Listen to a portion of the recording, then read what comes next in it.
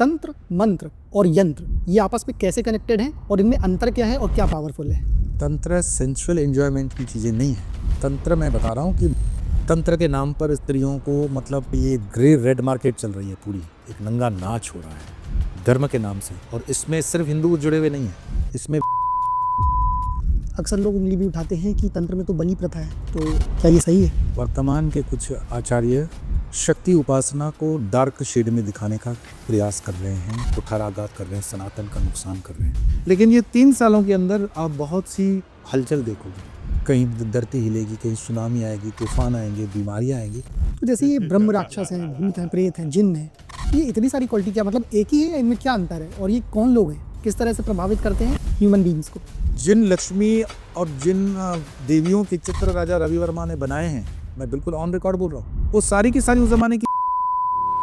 अच्छा, जहाँ पे आपने अपने कुलदेवी को छोड़ दिया, आपका उद्धार असंभव है, भटकोगे, आपके पितृ भटक गए। भारत जैसी भूमि में वृद्धाश्रम पिछले 50 साल में क्यों बढ़ गए? ऐसा क्या कारण हुआ है? पहले तो लोग यहाँ पे माता पिता को भगवान की तरह पूजते थे। आजकल ट्रेंड बना हुआ है कि रात में शादी होती है। सूर्य के अनुपस्थिति में कौन से तुम यज्ञ करके शादी कर रहे हो? शादियों के टूटने का कारण है ये अनाप शनाप अंट शंट कपड़ों को देखो, यहाँ फटा है, यहाँ फटा, ये तुम्हारी संस्कृति है क्या? इतनी गुर्बत लेकर घूमते हो, ये अपशगुन है अपने शरीरों पर फटे हुए कपड़े पहनना, इससे नेगेटिविटी आती है। कौन है ये फेक बाबाज और कैसे पहचाने और बचा कैसे जाए? और फेक और ओरिजिनल के बीच की जो बॉर्डर है वो क्या है?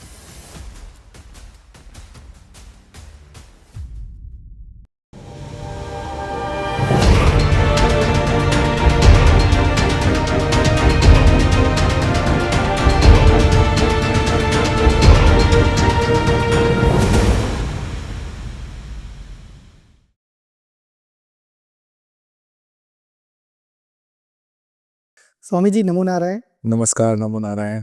आपका बहुत बहुत स्वागत है मिस्टिक इनसाइट्स में, और धन्यवाद कि आपने समय निकाला हम लोग के लिए और हमारे व्यूअर्स के लिए। और आज मैं बहुत खुश हूँ कि उन्हें बहुत कुछ मिलने वाला है। तो चलिए मैं एक चीज़ यहाँ से शुरू करूँगा प्रश्न कि आज से कई साल पहले एक बालक का जन्म हुआ मुंबई में, फिर उसकी जीवन यात्रा चालू हुई, फिर वो बालक धीरे धीरे स्पिरिचुअलिटी के मार्ग में ऐसा आगे बढ़ा कि आज उन्हें सब स्वामी यो के नाम से जानते हैं। तो मैं ये पूछना चाहूँगा कि स्वामी यो जी की ये यात्रा स्पिरिचुअलिटी में कैसे आई?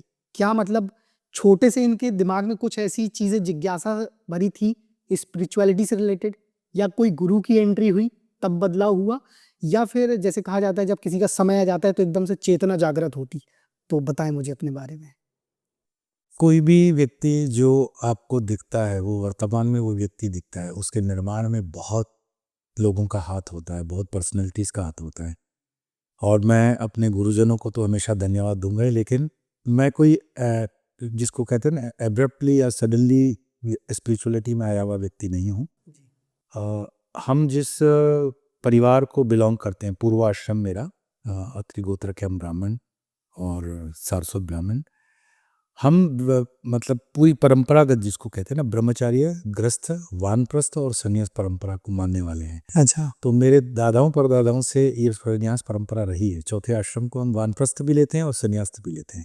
मेरे पिताजी ने भी संन्यास ग्रहण किया और मेरे अपने पूर्वाश्रम के परिवार में ये सौभाग्य मेरे हिस्से में आया कि मुझे इस परंपरा का निर्वाह करना पड़ा। और पिताजी तो बहुत उच्च कोटि के साधक थे, शक्ति उपासक थे, तो शक्ति उपासना विरासत में रही। और माँ दुर्गा, माँ अंबिका, शक्ति की साधनाएं हम देखते थे बचपन में। मेरे नाना दादा ये सब बड़े अच्छे उपासक रहे हैं। अगर नाम मैं लेना चाहूँ तो काशी के राजा गोपीचंद जी, उनकी मतलब परंपराओं से भी मेरे नाना परनाना रहे। बहुत अच्छी परंपरा काशी की, श्री विद्या वगैरह हमारे पास रही जी। आगे चल कर के एक प्रारब्ध होता है, तो उस प्रारब्ध ने मुझे रामकृष्ण परमहंस जैसा गुरु दिया। मैं हमेशा मेरे रामकृष्ण परमहंस को ही अपना गुरु मानता हूँ और उनकी मंत्र दीक्षा मुझे प्राप्त है। फिर ठीक है, सन्यास की अपनी दीक्षाएं होती हैं और विद्याओं की दीक्षाएं होती है, और ये तो चरेवेती अध्यात्म जो है उसको आपको समय पूरा देना पड़ता है और पूरी निष्ठा, समर्पण और उस पथ पे चलने की आपकी तैयारी हो, गुरुजनों की कृपा हो। दैव और योग की कृपा बिना ये नहीं प्राप्त होता, तो दैव और योग की कृपा है और आज मैं आपके सामने हूँ। जी। अच्छा, तो जैसा आपने बताया कि मतलब बहुत शुरू से आपके यहाँ मतलब शक्ति की उपासना हुई और शक्ति उपासक हुए, और तो फिर काफ़ी मतलब एक्सपीरियंस होगा आपका इस फ़ील्ड में, और आप तो तंत्र में भी लोगों को बहुत मतलब गाइडेंस देते हैं। तो आज मैं ये पूछना चाहूँगा आपसे कि ये जो तंत्र है, आप इसको बहुत ईज़ी वे में एक्सप्लेन करें, और साथ में इससे आगे एक चीज़ और एक्सप्लेन करें, तंत्र, मंत्र और यंत्र ये आपस में कैसे कनेक्टेड हैं, और इनमें अंतर क्या है और क्या पावरफुल है? सबसे पहले मैं कहूँगा कि वर्तमान के कुछ आचार्य जो सम्मानीय होते हुए भी जी। शक्ति उपासना को डार्क शेड में दिखाने का प्रयास कर रहे हैं, कुठाराघात कर रहे हैं, सनातन का नुकसान कर रहे हैं। तंत्र सिर्फ जादू टोना नहीं है, और जादू टोना तंत्र है ही नहीं, ठीक है। जो देवी तंत्र है, शिव तंत्र है, हनुमान तंत्र है, गणपति तंत्र है। तंत्र मीन्स व्हाट? तंत्र लिटरली ट्रांसलेशन है, तंत्र मीन्स टेक्निक। अभी जैसे लोकतंत्र है, तो उसमें कौन सा तंत्र है? नींबू नींबू चलते हैं, लोकतंत्र पार्लियामेंट में है, सही बात है ना। कामसूत्र का काम तंत्र है, दवाओं का जो है वो औषध तंत्र है, अपने शरीर का शरीर तंत्र है, जेलों का जेल तंत्र है, न्याय का न्याय तंत्र है। तो तंत्र is technique. And what is technique? मान लीजिए हमारी इंडियन क्रिकेट टीम के अंदर 11 खिलाड़ी हैं, तो उसके सपोज करो बेस्ट बैट्समैन सचिन तेंदुलकर है। हम्म। तो 11 तो वो हैं बैट्समैन, वो बैटिंग भी कर सकते हैं, कुछ अच्छी बॉलिंग भी करते हैं। तो सचिन तेंदुलकर कोई भारत रत्न क्यों? हम्म। क्योंकि उनकी बैटिंग के अंदर उनके गुरु आचरेकर जी ने उनको कोई टेक्निक सिखाई, कलाइयों का उपयोग करना, कोई शॉट लगाना, धोनी का हेलीकॉप्टर शॉट जैसे तंत्र है। हम्म। तो that speciality, that technique is तंत्र। ठीक। अब मैं इसी को समझूंगा क्योंकि यूथ आपका समझना जरूरी है। जी। सपोज करो क्रिकेट को हमने, उसकी टेक्निक को हमने तंत्र कह दिया, कलाइयों वाला शॉट उसका तंत्र है, तो फिर उसका यंत्र क्या? तो उसका यंत्र हुआ उसकी बैट। और उसका मंत्र क्या है? तो मन अंतर इति मंत्र। तो जो सिलेबल, जो फॉर्मूला, डिवाइन फॉर्मूला मंत्र, हम जब स्पिरिचुअलिटी से बात करते हैं तो मन के अंतर सतत जिसका कंटिन्यूटी प्रोसेस से जपना होता है, निरंतर जपा अजपा जिसको कहते हैं। तो जब आप सोए हुए रहते हो तो हम दीक्षा वगैरह देते हैं, तो उसमें वो कई साधक कहते हैं कि मैं जब नींद से भी जगता हूं तो मंत्र चल रहा होता है। बिल्कुल चलेगा। कई बार वो शिकायत करते हैं कि हम टॉयलेट जाते हैं तो मंत्र चलता रहता है मन में, तो गलत तो नहीं है, चलता ही रहेगा। तुम मुझे बताओ परमात्मा का अस्तित्व कहाँ नहीं है? जहां परमात्मा का अस्तित्व है वहां पे मंत्र चलेगा ही। तो तंत्र मीन्स टेक्निक, मंत्र मीन्स सिलेबल, यंत्र मीन्स इंस्ट्रूमेंट। इंस्ट्रूमेंट। ठीक है। जैसे हमारे पार्लियामेंट का अगर लोकतंत्र चल रहा है तो उसका यंत्र पार्लियामेंट की बिल्डिंग है, और मंत्र उसका संविधान में जो लिखा हुआ है। तो ट्राई टू अंडरस्टैंड। और इसमें जो बहुत हल्के किस्म के लोग हैं इसको बहुत गलत चीज़ों से इंटरप्रेट कर रहे हैं, और सोशल मीडिया फायदा दे रही है, उससे कुछ नुकसान देने वाले लोग भी हैं।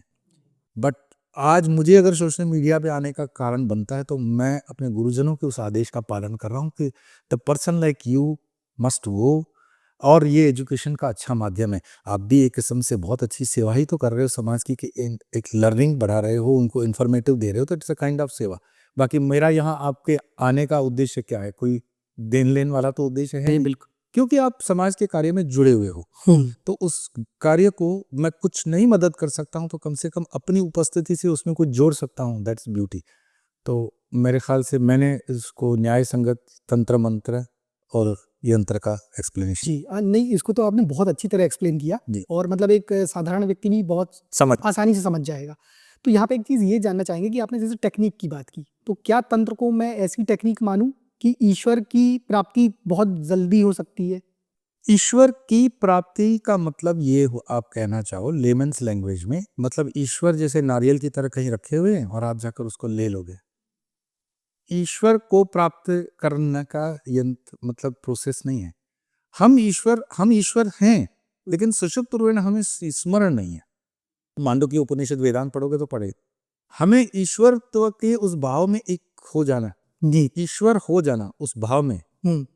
जैसे कहते हैं ना यथा पिंडे तथा ब्रह्मांडे, वो पिंड जो है ब्रह्मांड से जुड़ जाए, तो उसके लिए तंत्र क्या मदद कर सकता है? यस, मदद कर सकता है। जैसे मानो एक होता है ना, हम जब थोड़े यूथ होते हैं तो जाते हैं कि ये टेकरी पर माँ काली का मंदिर है, तो उसके जाने का रास्ता क्या है? तो बोले ये 700 सीढ़ियां हैं। हाँ, तो बोले कि अच्छा यही एक रास्ता है? नहीं, बोले दूसरा है रास्ता, और वो शॉर्ट भी है, लेकिन थोड़ा सा स्लीपरी है, कच्चा है, कहीं पे आपको थोड़ा सा तकलीफ भी होगा, बट आप उसमें 2 घंटे पहले पहुंच जाओगे। तो जो युवान होता है ना, उसके अंदर एनर्जी वगैरह होती है, तो वो पीछे वाले रोड से जाके पहले पहुंच जाता है। आपने देखा है युवान जी। को, एक वो रहता है। साधना के अंदर भी आपका बल है, यूथ है, ब्रह्मचर्य है। तंत्र में आप जा सकते हो। तंत्र के लिए ब्रह्मचर्य होना और कामुकता के विषय में आपकी क्लैरिटी होनी चाहिए। तंत्र सेंसुअल एंजॉयमेंट की चीजें नहीं है। तंत्र मैं बता रहा हूं कि मार्ग है, स्लीपरी है, प्रॉपर गुरु होना चाहिए उसका, और उस मार्ग पे चलो तो यस, आप कोई टाइम एंड स्पेस को कम कर सकते हो, होता है। ओके, लेकिन आपने जैसे कहा कि ब्रह्मचर्य का होना बहुत ज़रूरी है और आपको मतलब एक अवेयरनेस होनी चाहिए कामुकता के प्रति। तो जैसा आज की डेट में चल रहा है, या सोशल मीडिया बच्चे-बच्चे के हाथ में भी है, जिनको प्रॉपर गाइडेंस भी नहीं है कि इसका सही इस्तेमाल कैसे करना है। तो क्या आपको लगता है कि इतनी आसानी से इन चीज़ों पे मतलब क्या कहना चाहिए, कंट्रोल पाया जा सकता है? या ये कौन बताएगा कि कामुकता क्या है, या इनको कैसे देखें या कैसे बचें? नहीं नहीं, परमात्मा ने हम आपका और मेरा जो निर्माण हुआ है वो मेरे माता और पिता के उस कामुक विचार से ही हुआ है, चाहे वो सात्विक हो, राजसिक हो, तामसिक हो, लेकिन हमारी जो क्रिया है वो वही है। हमारे बच्चे भी उसी क्रिया से पैदा होने वाले, कोई हवा से नहीं पैदा होंगे। लेकिन उस चीज को, जैसे बोलते हैं नाभि के ऊपर अगर आपका वीर्य गिराते हो तो वो विसर्जन कर देता है, और उसके ऊपर उठाओ तो सर्जन करता है। ब्रह्मचर्य का जो मीटर है वो आपका बेली बटन पकड़ के चलो। अगर सृजन से उठे, मूलाधार से उठेगा तो सृजन करेगा, नहीं तो विसर्जन तो ना गटर और नाली में कर ही रहे हो, है ना। जी। तो ये सिर्फ एक एस्पेक्ट है।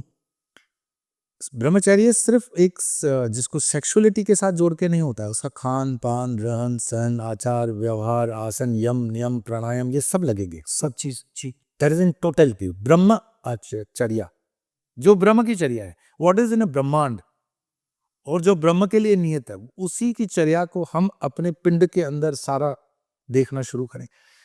मुझे बहुत दुख भी होता है कि हमारे बहुत अच्छे अच्छे संत महात्मा भी सिर्फ उस सेक्सुअल पार्ट को ही ब्रह्मचर्य मानते हैं। नहीं नहीं, वाणी का संयम, आपका देखना, आप कितने भी ब्रह्मचारी हो और बहुत अच्छे गीता पाठ पाठ करते हो, लेकिन रात को ब्लू फिल्म देखते हो, तो ये आपका ब्रह्मचर्य तो टूट गया। सही बात है।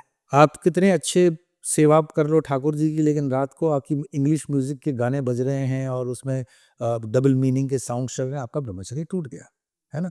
आप कितने भी टीके लगा दो, आप कितने वेजिटेरियन बन जाओ, आप घास फूस पे जी जाओ, लेकिन जब ट्रेन में ट्रैवल करते हो तो लड़की के शरीर के स्पर्श करने में आपको आनंद आ रहा है, तो आपका ब्रह्मचर्य टूट गया। मैं पांचों इंद्रियों को कलेक्ट कर रहा हूँ, आपकी आंख गई, नाक गया, कान गया, मुंह गया, और स्पर्श से इंद्री गई। तो ब्रह्मचर्य इन टोटलिटी होता है, सिर्फ एक इंद्रिय का ब्रह्मचर्य नहीं माना जाएगा। हाँ, खराब नहीं है, उसना भी कंट्रोल कर लो, बहुत अच्छी बात है, लेकिन इसको कसना नहीं। कसे तो कसाई, बहावे तो बैल, तो दोनों को मध्य मार्ग में लाना है।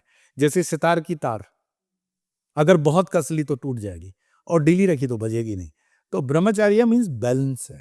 आपको पता होना चाहिए, पता पड़ा आप अपनी जो लीगल शादी भी किया है, ब्याह किया है, उस पत्नी को भी उससे महरूम रखा है आपने, उसके अधिकार से भी उसको रखे हुए, और वो अपनी उस इच्छाओं को मिटाने के लिए इधर उधर भटक रही है, या उसको गुस्सा आ रहा है, या उसके दिमाग में विकार पैदा हो गया, तो आप जवाबदार हो उसके। बिल्कुल, तो ये बैलेंस समझाना, तो ये एजुकेशन मेरे ख्याल से एजुकेशन का पार्ट होना चाहिए, बट नहीं, ये समय बिल्कुल एजुकेशन का पार्ट होना चाहिए, क्योंकि आपने जितनी ईज़ी वे में इसको समझाया, तो लोगों को ऐसे ही अवेयरनेस मिल सकती है कि मतलब कैसे इसको समझा जाए।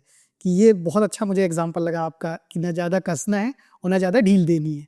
जी। सितार बजाओ, ये जी, याद रखो कि सितार को कैसे जी, रखते हैं। जी, जी। तो जैसे अभी हम लोग तंत्र की बात कर रहे थे, तो तंत्र में ये भी लोग कहते हैं, अक्सर लोग उँगली भी उठाते हैं कि तंत्र में तो बलि प्रथा है, तो फिर इसको कैसे आप लेंगे? क्या ये सही है? पहले तो शब्द को समझो। हुँ, हम किसी भी शब्द को जब लेते हैं, चाहे वो संस्कृत हो, इंग्लिश हो, उसका प्रॉपर मीनिंग हो। बलि शब्द किसको रिप्रेजेंट करता है? बल को। जी। बलि किसको दे रहे हो? परमेश्वर को दे रहे हो या देवता को दे रहे हो? तो देवता को दे रहे हो। जैसे मानो आपकी गाड़ी, किसी भी ब्रांड की गाड़ी हो, वो एक पेट्रोल इंजन की गाड़ी है, और आपके पास दूसरी गाड़ी है जो सीएनजी पे चलती है, और तीसरी सोलार टेक्नोलॉजी की गाड़ी है। तो क्या सोलार वाले में आप पेट्रोल डाल दोगे क्या? और पेट्रोल वाली गाड़ी पे सोलार के सिर्फ लगा देने से वो चल जाएगी क्या? तो देव जो होते हैं, आपके जो स्थानिक देव होते हैं, ये बलि प्रथा का जो विरोध कर रहे हैं, मैं उनसे कोई बहस में नहीं पड़ना चाहता हूँ। हर एक के पास कुल देवी होती है। हर एक सनातनी के पास कुल देवी है। आप भूल गए हो, ये आपका दुर्भाग्य हो सकता है, पर सौभाग्य ये है कि उस कुल देवी का आह्वान करके अपने घर में कलश स्थापित कर लो, कोई खर्चा नहीं। बोलते हैं ना, कैसे जाने हमारी कुल देवी क्या है। आप कलश की स्थापना कर दो अपने पूजा के स्थल में, बोलो आप कुल देवी हो, नमन करो। हर कुल देवी के पास अगर दुर्गा स्वरूप है, नव दुर्गा या दश महाविद्या में वो कुल देवी है, तो देवी के गण होते हैं। ठीक है, अब आप बहुत बड़े मालिक हो, बहुत बड़े इंडस्ट्रियलिस्ट हो, तो आप अपने बंगले के सिक्योरिटी के लिए गार्ड्स रखते हो कि नहीं रखते हो? आपके पास माली भी होते हैं, ड्राइवर भी होते हैं, तो उनको पगार दोगे कि नहीं दोगे? तो ये जो देव होते हैं, इनके गण होते हैं, और गण जो है आपको प्रोटेक्शन देते हैं। तो उन गणों को उनके लायक का फूड दोगे कि नहीं दोगे? अब मानो कोई तिब्बत के बॉर्डर पर सैनिक हमारा ड्यूटी कर रहा है, अब आप ये नियम लगा दो कि नहीं, वैष्णव आचार्य कह दे कि सैनिकों को नॉनवेज खिलाना बंद कर दो, सेना में से नॉनवेज हटा दोगे, मर जाएंगे वो। तो आप फिर बोलोगे तो माँ तो कैसे निर्दयी हो सकती है, माँ कैसे किसी की बलि ले सकती है। बहुत अच्छा है, कितने शब्द प्यारे लगते हैं। लेकिन एक माँ किसी की बलि नहीं ले सकती, लेकिन बलि देने वाले को बुद्धि नहीं दे सकती है कि तुम गलत कर रहे हो। तो आपकी माँ मतलब बुद्धि की विहीन है क्या? माँ का ये बनाया हुआ, आप पढ़ो ना रामकृष्ण परमहंस को, पढ़ो आप विवेकानंद को जी। इस राष्ट्र में जब से हमने शक्ति की उपासना बंद कर दी, शक्ति के निकलने से ये राष्ट्र निर्माल्य हो गया। हम गुलाम क्यों हैं 1000 साल से? क्योंकि कुछ मुट्ठी भर गलत आचार्यों की वजह से, जिन्होंने इस शक्ति की विद्या को कलंकित किया है, पोल्यूटेड किया है, तो उन गणों के लिए बलि दी जाती है। ठीक है, मैं मानो कि मैं बहुत सम्रांत व्यक्ति हूँ, मुझे मीठे मीठे खाने की जरूरत नहीं है, लेकिन आप मुझसे मिलने आते हो तो 1 किलो मिठाई लाते हो, तो आप कहते हो ना, स्वामी जी के शिष्य भी हैं, बच्चे भी हैं, प्रसाद में मिठाई दी जाती है जी। मेरे बच्चे मिठाई पसंद करेंगे तो मैं खिलाऊंगा कि नहीं खिलाऊंगा? तो जो गण हैं आपके कुल देवी के, उन गणों को बलि लगती है, वो चाहे सात्विक बलि लगे, तामसिक लगे या राजसिक लगे, वो आपको पता होना चाहिए। मैं ये नहीं बोल रहा हूँ कि बलि मतलब सिर्फ जानवर की लगेगी। कोई कुमरे की भी काट के बलि देता है, कोई नींबू की बलि देता है, कोई किसी की बलि देता है। वो आपको, आपके खानदान, आपके परिवार का पता होना चाहिए ना कि देवी को कौन सी बलि लगती है। जहां पे आपने अपने कुल देवी को छोड़ दिया, आपका उद्धार असंभव है, भटकोगे, आपके पितृ भटक गए। इसीलिए तो शापित ये तेरे घर घर में कलह, घर घर में ये क्लेश क्यों चल रहा है? हमने अपने कुल देवियों को छोड़ दिया और कल्ट वाले धर्मों में चले गए। कोई ताली बजा रहा है, कोई नचवा रहा है, कोई ठुमके लगवा रहा है, व्यासपीठ पे भागवत की क्या छिछोड़ापन हो रहा है। हमने अपने कुल देवी को छोड़ रखा है। इष्ट तो बाद में आएगा, इष्ट मीन आपका चूजन डीटी क्या है। तो ठीक सकता है कुल देवी मेरी अंबिका है, मेरा इष्ट कृष्ण है, ये हो सकता है, लेकिन कुल देवी का पूछो, बच्चों को तो पता ही नहीं है। और फिर मैं सोल्यूशन देता हूँ, नहीं पता है कोई बात नहीं, कुल देवी का आह्वान करो, कलश की स्थापना करो, और फिर जो भी है क्षमा याचना के साथ आगे बढ़ो। कुल देवी को बुला करके, ये ऐसा ही है आप अपने सगे माँ को बुला करके पड़ोस की मौसी को माँ बना करके बैठे हुए हो। सही बात है। तो कल्ट धर्मों से बाहर आ जाओ, वैदिक धर्मों में आ जाओ, वैदिक सनातन धर्म जो है उसकी परंपरा में आ जाओ, अपने धर्म की शक्ति को समझो। तो ये तंत्र देश की रीढ़ की हड्डी है। ये कामाक्षेत्र अगर नहीं होता, कामाक्षेत्र मतलब पूरा बंगाल, असम, उड़ीसा, कामाख्या तो छोटा सा उसका हिस्सा है। तो मुझे बताओ, आज़ादी भारत को दिलाने वाले बंगाल का कितना बड़ा रोल है? अगर कामाक्षेत्र के नेताजी सुभाष चंद्र बोस को दूर कर दो, रविन्द्रनाथ टैगोर को दूर कर दो, आज़ादी के वो परवानों को जो स्पिरिचुअलिटी के साथ जोड़ने वाले रामकृष्ण परमहंस और विवेकानंद को छोड़ दो, वर्तमान में जिन हिंदुओं को गर्व है आरएसएस पर, उस गोलवरकर जो संन्यास लेने रामकृष्ण मठ मिशन में गए हैं, उस रामकृष्ण मठ मिशन को माइनस कर दो, तो कामाक्षेत्र को माइनस करने से आपका देश क्या बचता है? गुलाम। सही बात। लेकिन उसकी सीक्रेट क्या है सक्सेस का? शक्ति उपासना। विवेकानंद का पढ़ो, शक्ति उपासना क्या है। शारदानंद जी का पढ़ो, शक्ति उपासना क्या है। आप जाओ तो सही, उन शास्त्रों को पढ़ो तो सही। बकवाद करना तो बहुत आसान है। ये कल्ट के साधु हैं, इनकी लगे हुए हैं दोनों तरफ गुड़ों के पर्दे। भाई आप सिर्फ एक ही देव को जानते हो, टोटलिटी में वेदांत मतलब क्या? 360 डिग्री जी। मैं इतना शैविक होने के बाद भी गीता पर मेरे श्लोक चलते हैं 2-2, और मैं गीता को कहता हूँ राष्ट्रीय ग्रंथ घोषित किया जाना चाहिए। ग्रंथ जो है सर्वोपरि वो गीता ही होनी चाहिए। तो सनातन धर्म में बहुत ब्रॉड माइंडेड सीखना पड़ेगा, समझना पड़ेगा। बाकी जो ये थोड़े बहुत अनपढ़ किस्म के भी जो आते हैं महात्मा पैकेट के बलबूते जीने वाले, मैं उनसे क्या बहस में उलझूं? ना तो उनको विदेशों का अनुभव है, ना भाषाओं का ज्ञान है, न समाज की गहराई है, न हमारे जंगलों को जानते हैं, न ट्राइबल्स को जानते हैं, न शेड्यूल कास्ट को जानते हैं। वो तो बस डाइस पे बैठे हुए हैं और सेठों के लिफाफे जमा कर रहे हैं और खूब भागवतों पे पैसे बटोर रहे हैं और धर्म की सत्यानाश कर रहे हैं लोग। जी। एक्चुअली स्वामी जी मैं भी कुछ बुक्स पढ़ रहा था, तो ये चीज़ मतलब मुझे भी कहीं न कहीं महसूस हुई कि एक तो व्यक्ति, जैसे आपने शक्ति उपासना की बात कही और आपने एक पॉडकास्ट के शुरुआत में एक बात कही थी कि हम खुद ही भगवान का रूप हैं, अगर पहचाने तो। तो ये चीज़ व्यक्ति आजकल भूल रहे हैं, क्योंकि व्यक्ति क्या सोचता है, जो नॉर्मल जनता है उनकी बात कर रहा हूँ, भटक रहे हैं जो लोग, तो उनको ये लगता है कि वो तो सीधे सरेंडर हो जाते हैं। उसके 2 कारण हैं, एक तो अवेयर हैं कि मतलब हमारे अंदर भी भगवान है, हम भी भगवान हो सकते हैं। दूसरी चीज़ कहीं न कहीं क्या है कि दूसरे को भगवान बना दो तुरंत, सामने वाले को, कि तुम ही सब करता धरता हो, कि हम कोई रिस्पॉन्सिबिलिटी ना लें। अब भाई तुम ही हो, हम तो बेचारा लाचार हैं, तो हम तो कुछ कर ही नहीं सकते। तो कहीं न कहीं ये एक बहुत बड़ा गैप है जो लोगों को समझना पड़ेगा कि आपके अंदर भी बहुत कैपेबिलिटी है, कि आप बहुत कुछ कर सकते हो, बस जागो, समझो। नो डाउट मेंटोर होते हैं, हम किसी से इंस्पायर हो सकते हैं और होना भी चाहिए अगर कुछ सही है, बट लेकिन बिल्कुल भगवान मत बना दो सामने वाले को, खुद को लाचार बना के, ऐसा नहीं होना चाहिए, ये चीज़ है। तो यहाँ पे एक चीज़, जैसे आपने ये बहुत इम्पोर्टेंस बताई देवी की, तो मुझे ये बताइए जो कुल देवी रहती हैं जो, तो अगर व्यक्ति को नहीं पता, आपने कहा कलश स्थापना कर दीजिए, अगर वो कलश स्थापना कर लेता है, तो क्या कुल देवी से अगर कुछ पितृगण भी मतलब अगर अतृप्त है, तो वो भी तृप्त हो जाएंगे कि उनके लिए कुछ समथिंग अलग से? एक सनातन धर्म है जिसमें जन्म का सिद्धांत है, पुनर्जन्म का सिद्धांत, तो उसे किसी दर्शन में धर्म में नहीं है, सनातन धर्म में है। हम जन्म में मानते हैं, जन्म में मानते हैं इसलिए कर्म में मानते हैं, कर्म में मानते हैं इसलिए डिसिप्लिन रहते हैं कि भैया बुरा करोगे दूसरे जन्म में बुरा पड़ेगा। दूसरे धर्म वालों को देखो, उनको पड़ी नहीं है, वो गला रेंदने में जरा सोचता नहीं है ना, क्योंकि उनको वो डर नहीं है, उनके अंदर वो मतलब एक वो है जिसको हम बोलते हैं जहालियत फैली हुई है, वो जहालियत का जी। स्टेज है वो, अवेयरनेस। लेकिन सनातन हजारों सालों की गंगा है पुरानी, जिसमें हमारे ऋषि मुनियों का साइंटिफिक खोज है कि नहीं जन्म है कर्म है।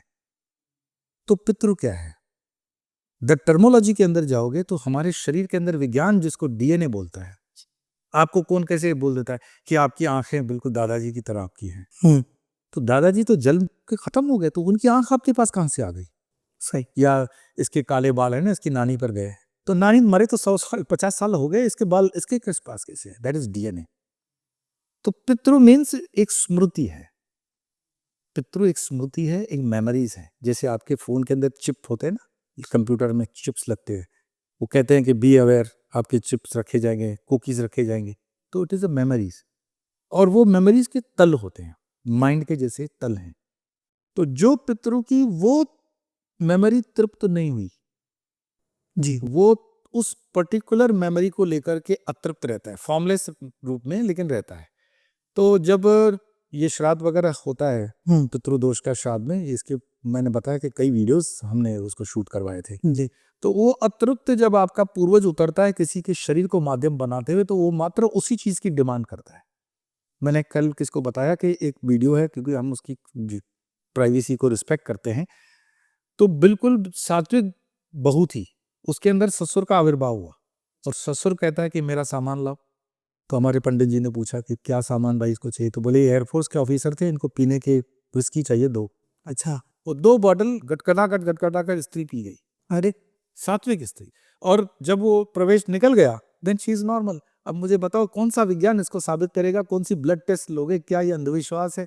और इसको करवाने वाले मैं आपको बताऊं ऑफ द रिकॉर्ड, बड़े बड़े मातंड साइंटिस्ट और साइंटिफिक टेम्परामेंट के लोग मेरे पास आते हैं। वो कहते हैं पब्लिकली हम ये बात नहीं कर सकते। तो ठीक है, मैं उनकी रिस्पेक्ट करता हूं कि हम एक ऐसी मायाजाल में फंसे हुए हैं कि सत्य को स्वीकार नहीं करना है और असत्य को छोड़ भी नहीं सकते हैं। तो ये चीजें हैं, सब हैं, मैं नहीं बोलता हूं, हैं।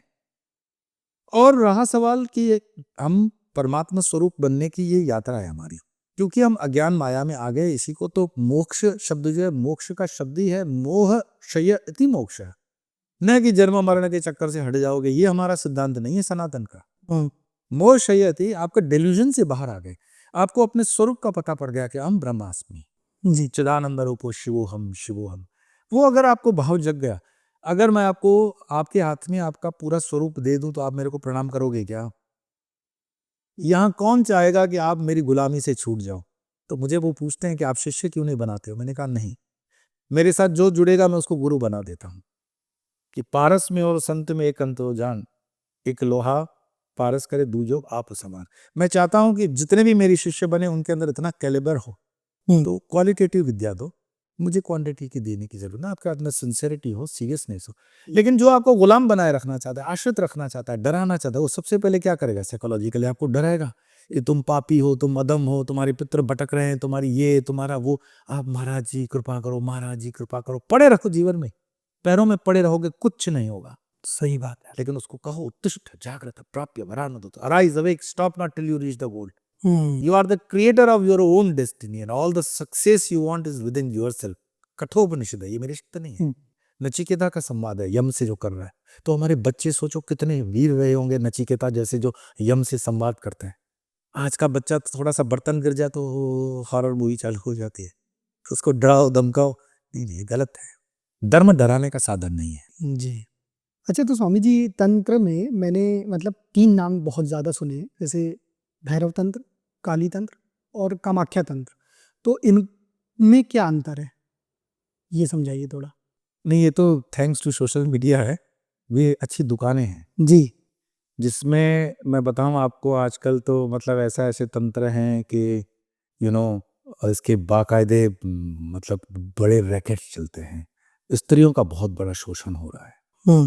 ठीक है, तंत्र के नाम पर स्त्रियों को, मतलब मैं कहूँगा ये ग्रे रेड मार्केट चल रही है पूरी, एक नंगा नाच हो रहा है धर्म के नाम से। और इसमें सिर्फ हिंदू जुड़े हुए नहीं है, इसमें विधर्मी भी उतने ही जुड़े हुए हैं। ठीक है, मैं किसी एक पॉडकास्ट पे था, तो बोले महाराज जी मैं आपसे पर्सनली कुछ शेयर करना चाहता हूँ। बोलिए। तो बोले कि हमें बहुत अच्छी ऑफर आती है विधर्मियों के द्वारा कि हम 15-20 लाख देते, हमारी भी पॉडकास्ट करो। तो मैंने कहा कर लेते फिर। बोले नहीं, हमारी जो ऑडियंस है वो हिंदू है। तो मैंने कहा तुम्हें कुछ समझ में आ रहा है वो तुम्हारे पास पैसे दे के पॉडकास्ट करवाना क्यों चाहता है? क्योंकि जैसे वो पॉडकास्ट करेगा वो तो अपनी दुकान की सेल्समैनशिप करेगा कि आओ मेरे से धागे बंधवाओ, मेरे से ये करो ना वो करो, और एक्सप्लॉयटेशन। विधर्मी इस धंधे को मतलब जानते हैं कि हिंदू जनता बड़ी मासूम है। सही बात। या मूर्ख है। आदमी दो ही हो सकता है, या मासूम है या मूर्ख है। मैं कह रहा हूं कि जिस तंत्र की आपने बात की, भैरव तंत्र है या काली तंत्र है या हनुमान जी का तंत्र है, ये तंत्र हर देव के लिए है। जैसे मानो कि गणपति तंत्र हम बोलते हैं, तो गणपति का एक तंत्र ये है कि गणपति सहस्त्र नाम करो, गणपति अष्टकम करो, ये करो वो करो। लेकिन श्री विद्या के अंदर आपको तंत्रोक्त गणपति की साधना करनी पड़ती है to reach the peak. Shri Vidya बहुत लंबा विद्या है, उसमें समय जाता है, लेकिन उसका प्रवेश गणपति जी के द्वारा होता है। तो जैसे उस गणपति का आपने मंत्र बहुत कम सुना होगा भाई, बाकी तो गम गणपति नमः से आप चला लेते हो, लेकिन सात्विक तंत्रोक गणपति की मैं बता रहा हूँ मंत्र। बीजापुर गदेशु का अनुग्रुजा चक्राव जबाशोत्पल वीर्य ग्रस्त विषाण रत्न कलशी प्रोद्दीप्त कराम्बुर देयो वल्लभया सपद्म करया श्रेष्ठो जुलदभूषया विश्वोत्पत्ति विपत्ति समस्तति करो विघ्नेश शारद। आप बोलोगे क्या बोल गए? ये 10 हाथ वाले और 5 मुख वाले गणपति का श्लोक है, जिसमें एक एक हाथ के अंदर क्या अस्त्र शस्त्र है, ये वो श्लोक था। बस उसमें कोई बहुत बड़ा मंत्र नहीं है, ये मंत्र मतलब कोई तंत्र नहीं। तो पंचमुखी हनुमान तो सुना हुआ है, पंचमुखी गणपति क्यों? क्योंकि आपको उस श्री विद्या के अंदर 5 प्रकार की दिशाओं से प्रवेश करना है, तो उतनी स्ट्रेंथ। गणपति का तो हमारा कंसेप्ट ये है कि गणपति मतलब सूंड वाला। भाई गणपति सूंड वाला वन ऑफ द गणपति है। गण मीन्स और पति मीन्स उसका जो अधिष्ठाता होता है, और गण मीन्स आपकी सेना के जो आर्मी है। तो हर देव की अपनी सेना है, तो हर देव के पास अपना गणपति होगा, चीफ ऑफ आर्मी स्टाफ हर एक के पास होगा। आप जिस गणपति को जानते हैं या मैं जिसको प्रोपोगेट देखता हूँ सूंड वाले, वो तो शिव जी और शिव तनय मतलब जो है पार्वती तनय है वो है, पर बाकी हर देव के अपने गणपति होते हैं। इसलिए आप देखोगे सनातन धर्म के अंदर प्रतीकात्मक स्वरूप मंदिरों के बाहर गणपति होता ही है, तो रिप्रेजेंट उस देव की गणपति को हम चीफ ऑफ आर्मी स्टाफ। जैसे आप प्राइम मिनिस्टर से मिलने जाओगे तो बाहर एनएसजी कमांडो बैठा ही हुआ है, बिल्कुल उसकी परमिशन के बिना। मैं आपकी बिल्डिंग में आया तो देखो बाहर रोक दिया, तो उसको पहले नमन करना पड़ता है, भाई सुप्रभातम गुड मॉर्निंग, वहां जाना है, तब जाने दिया। तो Ganpati chief of army staff है, गणपति। उसको खराजी किए बिना आप प्रवेश नहीं करोगे, किसी भी शक्ति में आपका प्रवेश नहीं होगा, चाहे काली हो चाहे लक्ष्मी हो, कोई भी हो, नहीं होगा। ऐसे ही तंत्र के उस प्रारूप को समझने के लिए तंत्र के लिए जो गणपति होना चाहिए वो और करक होना चाहिए, तो वो शिव तत्व से निकले हुए भैरव है। भैया रवा, जो दिखने में भयानक हो सकते हैं पर भय को हरने वाले हैं। वो द एक्चुअल मीनिंग इज जो भय को दूर करे, न कि डराने वाला। ऐसा कौन सा भगवान है जो आपके साथ आकर डराने वाले डांस करेगा? वो भगवान नहीं हुआ, वो शैतान हुआ। एक तो कंसेप्चुअल क्लैरिटी नहीं है हमारे पास। सही बात। है ना? लोग तो हनुमान चालीसा पढ़ते हो, बोलते हैं कि मेरा अनुभव हो गया, मैं डर गई। अरे हनुमान चालीसा कर रहे हो और डर रहे हो? तुम शैतान चालीसा थोड़ी कर रहे हो। सही बात है। तो हनुमान जी के नाम स्मरण से भूत प्रेत पिशाच निकट ना आवे, महावीर ने जब नाम सुना है और तुम उसी से तुम बोल रहे हो मुझे डर लग रहा है, तो उसका मतलब क्या हो गया? कंसेप्चुअल क्लैरिटी नहीं है। भैरव तंत्र जो है वो भी किसी भी शक्ति उपासना के लिए, जैसे कोई भी शक्ति स्थल है देश के अंदर, शक्ति है 64 शक्तिपीठ है, हर शक्तिपीठ का अपना भैरव है। जैसे कामाख्या का उमानाथ भैरव है, हर शक्तिपीठ का अपना भैरव होता है। दक्षिणेश्वर काली मंदिर का भी भैरव है, जिसकी रामकृष्ण परमहंस बात करते हैं कि मैंने उनके दर्शन किए तो बताया कि मैं दक्षिणेश्वर काली मंदिर की रक्षा के लिए नियुक्त हूं। हर भैरव शक्ति पीठ के लिए नियुक्त है। तो जब आप किसी भी मंदिर में काली उपासना, दुर्गा उपासना करते हो तो उनके लिए गार्डियन, उसके लिए बाहर गार्ड होना चाहिए। कभी भी आप किसी सम्भ्रांत परिवार में जाते हो, घंटी बजाते हो, तो पुरुष बाहर आता है कि स्त्री बाहर आती है? पुरुष आएगा भाई, हाँ भाई किससे मिलना है, या आपको वेलकम पुरुष करता है, स्त्री नहीं करेगी। पुरुष के आने के बाद वो बोलता है अरे सुत्ती हो, अपने सो एंड सो आए हैं। शक्ति बाद में आएगी, भैरव पहले बाहर आएगा। तो ये इसका मतलब मैं लॉजिकल आपको समझाने के लिए बोल रहा हूँ, इसको लिटरली लेने की जरूरत नहीं है। तो भैरव यहाँ पर आपकी शक्ति साधना के लिए अति आवश्यक है। आपको लगता है कि मेरे जीवन का देश कोई भी साधना, दशमहाविद्या है, नवदुर्गा है, या कोई भी साधना शक्ति की है, उसके लिए आपको भैरव की साधना करनी चाहिए। और नहीं है तो थोड़ा प्रारंभ करके देख लो। कोई बीज मंत्र भी नहीं है तो कम से कम ओम बम भैरवाय नमः का नाम जप तो कर ही सकते हो। तो मतलब ऐसे किया जा सकता है बिल्कुल, नॉर्मल, नाम कोई भी व्यक्ति स्मरण कर में सकता कोई है? तकलीफ नहीं है, नाम अच्छा। स्मरण में कोई तकलीफ नहीं है, उसमें बीज मंत्र कोई भी नहीं है। तो बीज मंत्र में कोई बंधन लगते हैं, बाकी नाम स्मरण में कोई नहीं होता है। जी। नाम स्मरण स्त्री पुरुष दोनों कर सकते हैं, किन्हीं भी परिस्थितियों में कर सकते हो, मन के अंदर कर सकते हो, अपने मन के आनंद को वृद्धि देने के लिए कर सकते हो। भगवान आपकी शक्ति बढ़ाने के लिए है, डराने के लिए नहीं है, नहीं है, नहीं है। जी। आपने अभी हनुमान जी की भी बात की थी कि नो डाउट हनुमान चालीसा तो पूरे देश में मतलब बड़ी तादाद में लोग करते हैं, और लेकिन ये भी रहता है कि कहा जाता है कि कलयुग में हनुमान जी मतलब बहुत जल्दी प्रभाव और फल देते हैं, ऐसा बोलते हैं, है ना? तो ये भी बताइए कि हनुमान जी की, जैसे कुछ लोग कहते हैं कि तंत्र तरीके से भी पूजा की जाती है, अनुष्ठान किया जाता है, तो ये कौन सा स्पेशल अनुष्ठान है? क्योंकि वो तो ऐसे भी हैं ही। देखो कुछ साधनाएं लोक हित में जनमानस के बीच में नहीं लाया जा सकती, लोग थोड़े सेंटिमेंटल है, इमोशनल है ना। हनुमान जी को आप मानोगे तो हनुमान जी का मतलब ही बनता है कि वो कट्टर वैष्णव आप रिप्रेजेंट करते हो, क्योंकि विष्णु से जोड़ करके उसको देखा जाता है, राम के सेवक है। पर राम के सेवक हैं हनुमान जी, लेकिन हैं रुद्र रूप, शिव के अवतार हैं वो। और शिव और विष्णु अलग नहीं है। ये जो झगड़े हैं ये तो नीचे वालों के झगड़े हैं ना, और बेवकूफ लोगों के झगड़े हैं। शिवलिंग के अंदर ब्रह्मा विष्णु महेश तीनों हैं। आप शिव पुराण पढ़ लो। पहले कोई मंदिर नहीं होते थे भारत के अंदर, पहले को मंदिर बताओ। भगवान राम अवतारी पुरुष हैं, आप मानते हो, कृष्ण भी अवतारी है। मैं आपसे एक सामान्य कक्षा का प्रश्न पूछता हूँ कि भगवान राम का जन्म अयोध्या के अंदर हुआ है, तो भगवान राम जब बचपन में गए होंगे तो किसी मंदिर में गए होंगे, तो कौन से मंदिर में गए थे?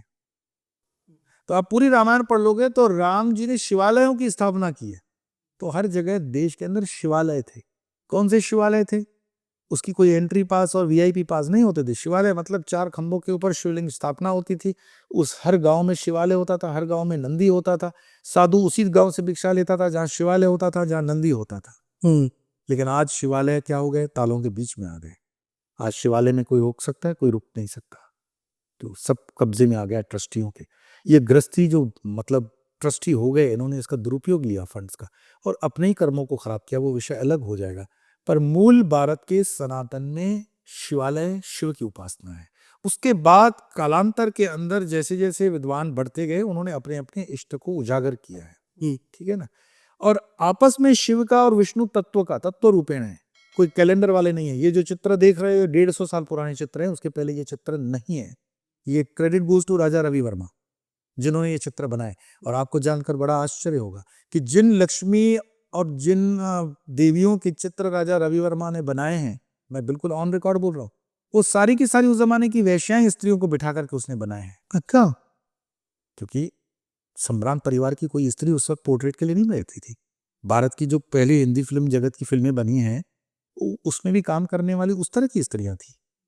तो वो देश काल की परिस्थिति की बात है, मैं इसमें कोई ये प्लस माइनस नहीं बोल रहा हूँ। पर चित्र भारत के अंदर 150-200 साल से आया है। उसके पहले किसी भी भगवान का चित्र नहीं था। हम पिंडी जो थे ना, पिंडी जैसे वैष्णो देवी के अंदर 3 पिंडी हैं। अभी तो अब बड़े बड़े भव्य माँ पत्थरों पर मूर्तियां बनाई जा रही हैं और उसकी पूजा हो रही है, प्राण प्रतिष्ठा कर रहे हो। हमारा कंसेप्ट ही नहीं है, सनातन का ये कंसेप्ट नहीं था। लेकिन मैं इसके विरोध में इसलिए नहीं हूँ कि ठीक है, काल की गति से जो चल रहा है उसको चलने दो। जब बैठे हुए आचार्यों के महाआचार्य नहीं कुछ कह रहे हैं तो हमारी बात को कहने से विवाद पैदा करना मेरा लक्ष्य नहीं है। लेकिन मैं अज्ञान की बात नहीं बढ़ाऊंगा। जो ज्ञान है, जो सत्य है, जो सनातन है, जो मेरी संस्कृति, मेरे देश को मजबूत करता है, मैं वो बोलूंगा। और अगर ये वस्त्र पहनने के बाद भी मैं न बोलूं तो फिर इस वस्त्र पहनने का मुझे अधिकार भी नहीं है। और मैं किसी के लिफाफे में या दबाव में या प्रणामी में नहीं आता हूं। मेरे लिए कोई वो दबाव नहीं है। तो नित्य मुक्त शुद्ध बुद्ध सच्चिदानंद स्वरूप हो तो आपको सत्य के बोलना चाहिए कि नहीं, बात तो ये। हाँ, आप उसको बोलो कि बात है ये, पर तुम ये अगर करते हो तो कोई बात नहीं, ये भी मार्ग पहुंच जाओगे। सब मार्ग हैं, पर वास्तव में सनातन का जो प्रारूप है उसको समझाओ तो कंफ्यूजन हट जाएगा। तो ये भैरव तंत्र भी है। तंत्र मीन्स अगेन टेक्निक है। मैंने कहा कि टेक्निक को अपनाते हुए थोड़ा स्लीपरी मार्ग है, उसमें गुरु का होना अति आवश्यक है। आप अपने मन से तंत्र नहीं कर सकते हो। लेकिन उन गुरुओं के नाम पर मानो कि आप फेसबुक और इंस्टाग्राम पे कैश करना शुरू करो, शोषण करना शुरू करो, तो वो एक अलग बात है। वो चेक करना आपको, आपकी जवाबदारी बनती है। और गीता के 4थे अध्याय का 34वां श्लोक है, उपेदक्षन्ति ते ज्ञानम ज्ञानी तत्वदर्शिनः। गुरु का वो स्वरूप बताते, गुरु कैसा होना चाहिए। फिर गुरु के लिए हमें क्या करना चाहिए, गीता में सब है। मैं कहता हूं कुछ मत करो जीवन में, सबसे पहले गीता को तो समझो, गीता ग्रंथ पढ़ लो, आपका कंफ्यूजन दूर हो जाएगा। सही। अब इतना समझाने और करने के बाद भी अगर जनता नहीं करती है तो उसकी जवाबदारी उनकी बनती है ना। हम किसी को जनता तो ज्ञान के पीछे कहाँ शॉर्टकट में भाग रही है। जैसे कि हम लोग बहुत सी रील देखते हैं कि कर्ण पिशाचनी, यक्षनी सिद्धि और जो योगनी सिद्धि, अप्सरा साधना, तो इन चीजों को कैसे देखते हो आप? तो ऑलरेडी साधनाओं पे बात करते हैं। मैं पूरे हिंदुस्तान में घूमता रहता हूँ, विदेशों का मेरा भ्रमण है। मैंने अपने जीवन काल में 2 व्यक्तियों से ज्यादा कर्ण पिशाचनी साधक नहीं देखे हैं। अच्छा। 2 देखे, और वो 2 भी मीडिया में नहीं है, और दोनों ही बड़े सामान्य तरह से जीते हैं।